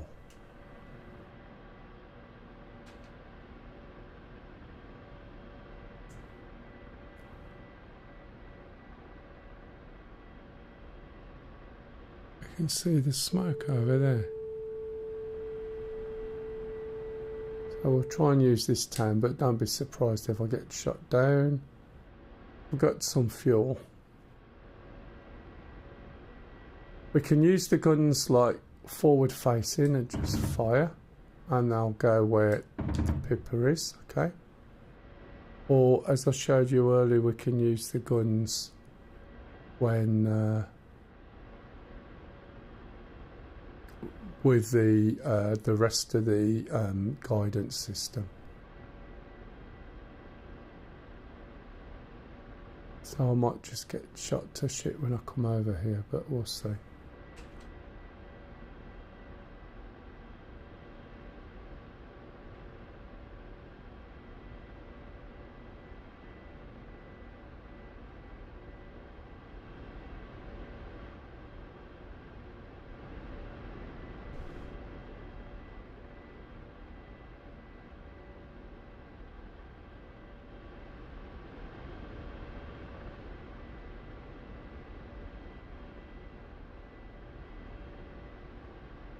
These moved a bit. No. Okay, I'll let them off. Right, let's switch the gun off so I can see what speed I'm doing. Slowing down fast. Really fast. Faster, because I don't want to overshoot these buildings. I'll be careful that I don't lose the helicopter.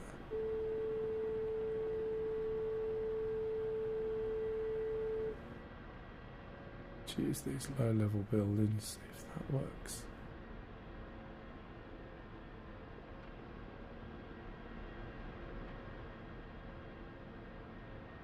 Watch the lampposts.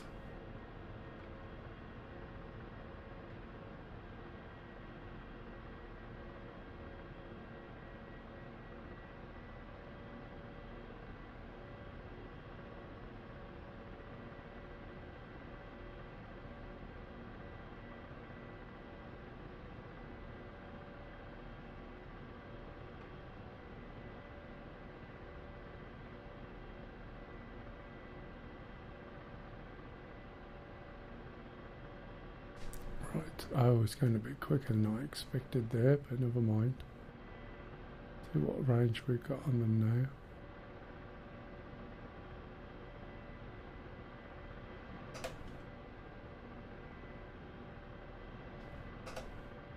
now. Okay, 1.5, easy peasy. Right, fire the gun. He says, you got a lock on a target.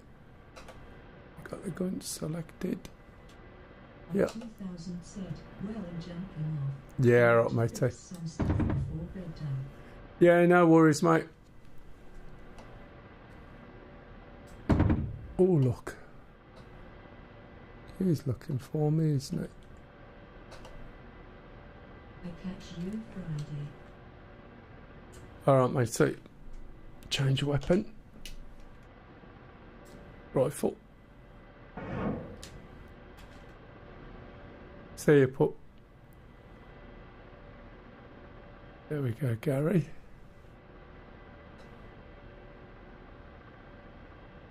The way it followed him. Let's zoom out. Is that it? Yep, they're all in a line, I think.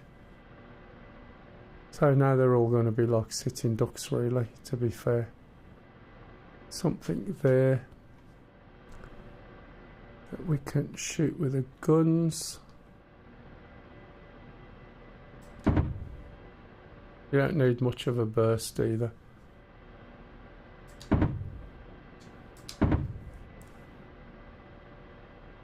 Okay. And there's going to be more targets over there. Are they moving? Can't quite see them. But as you can see, it is quite a good helicopter, stealthy. I think if we got everything out of the way, other than there might be a couple of tanks and a guy that shoots. There's the base. There's got to be more trucks. We can put that away. Go here. Just put that out there. Take off the autopilot. We're going to get shot down probably now, but I'm nearly out of fuel. We'll put this on so we can see. Yes, I know. I've just said that. Jesus. Look. Now the dog's barking. Oh, man. Hello. Hey, cock. Hello, you okay? Yeah, I'm just still doing it. Oh, right. Can you hear the chunking in the background? Yeah. I've got Saggy Naggy telling me we got no fuel, right? And then the dog starts barking and I'm thinking, oh dear. Yeah, just 2 ticks. Right. Okay, I think that's about it. I think I've... And you failure. Yes, I know. Navigation system failure. No nav data. There we go. There we go. So this is one thing that this has that other things don't, and that's the parachute. As I said, we can eject. Right, anybody got any questions? Went on a little bit longer than I expected. Right, I am going to have to finish now. If you missed anything, please watch the video at the beginning and I'll be jumping off. I do apologise, guys. I am running a bit late. Thanks, everybody, and hopefully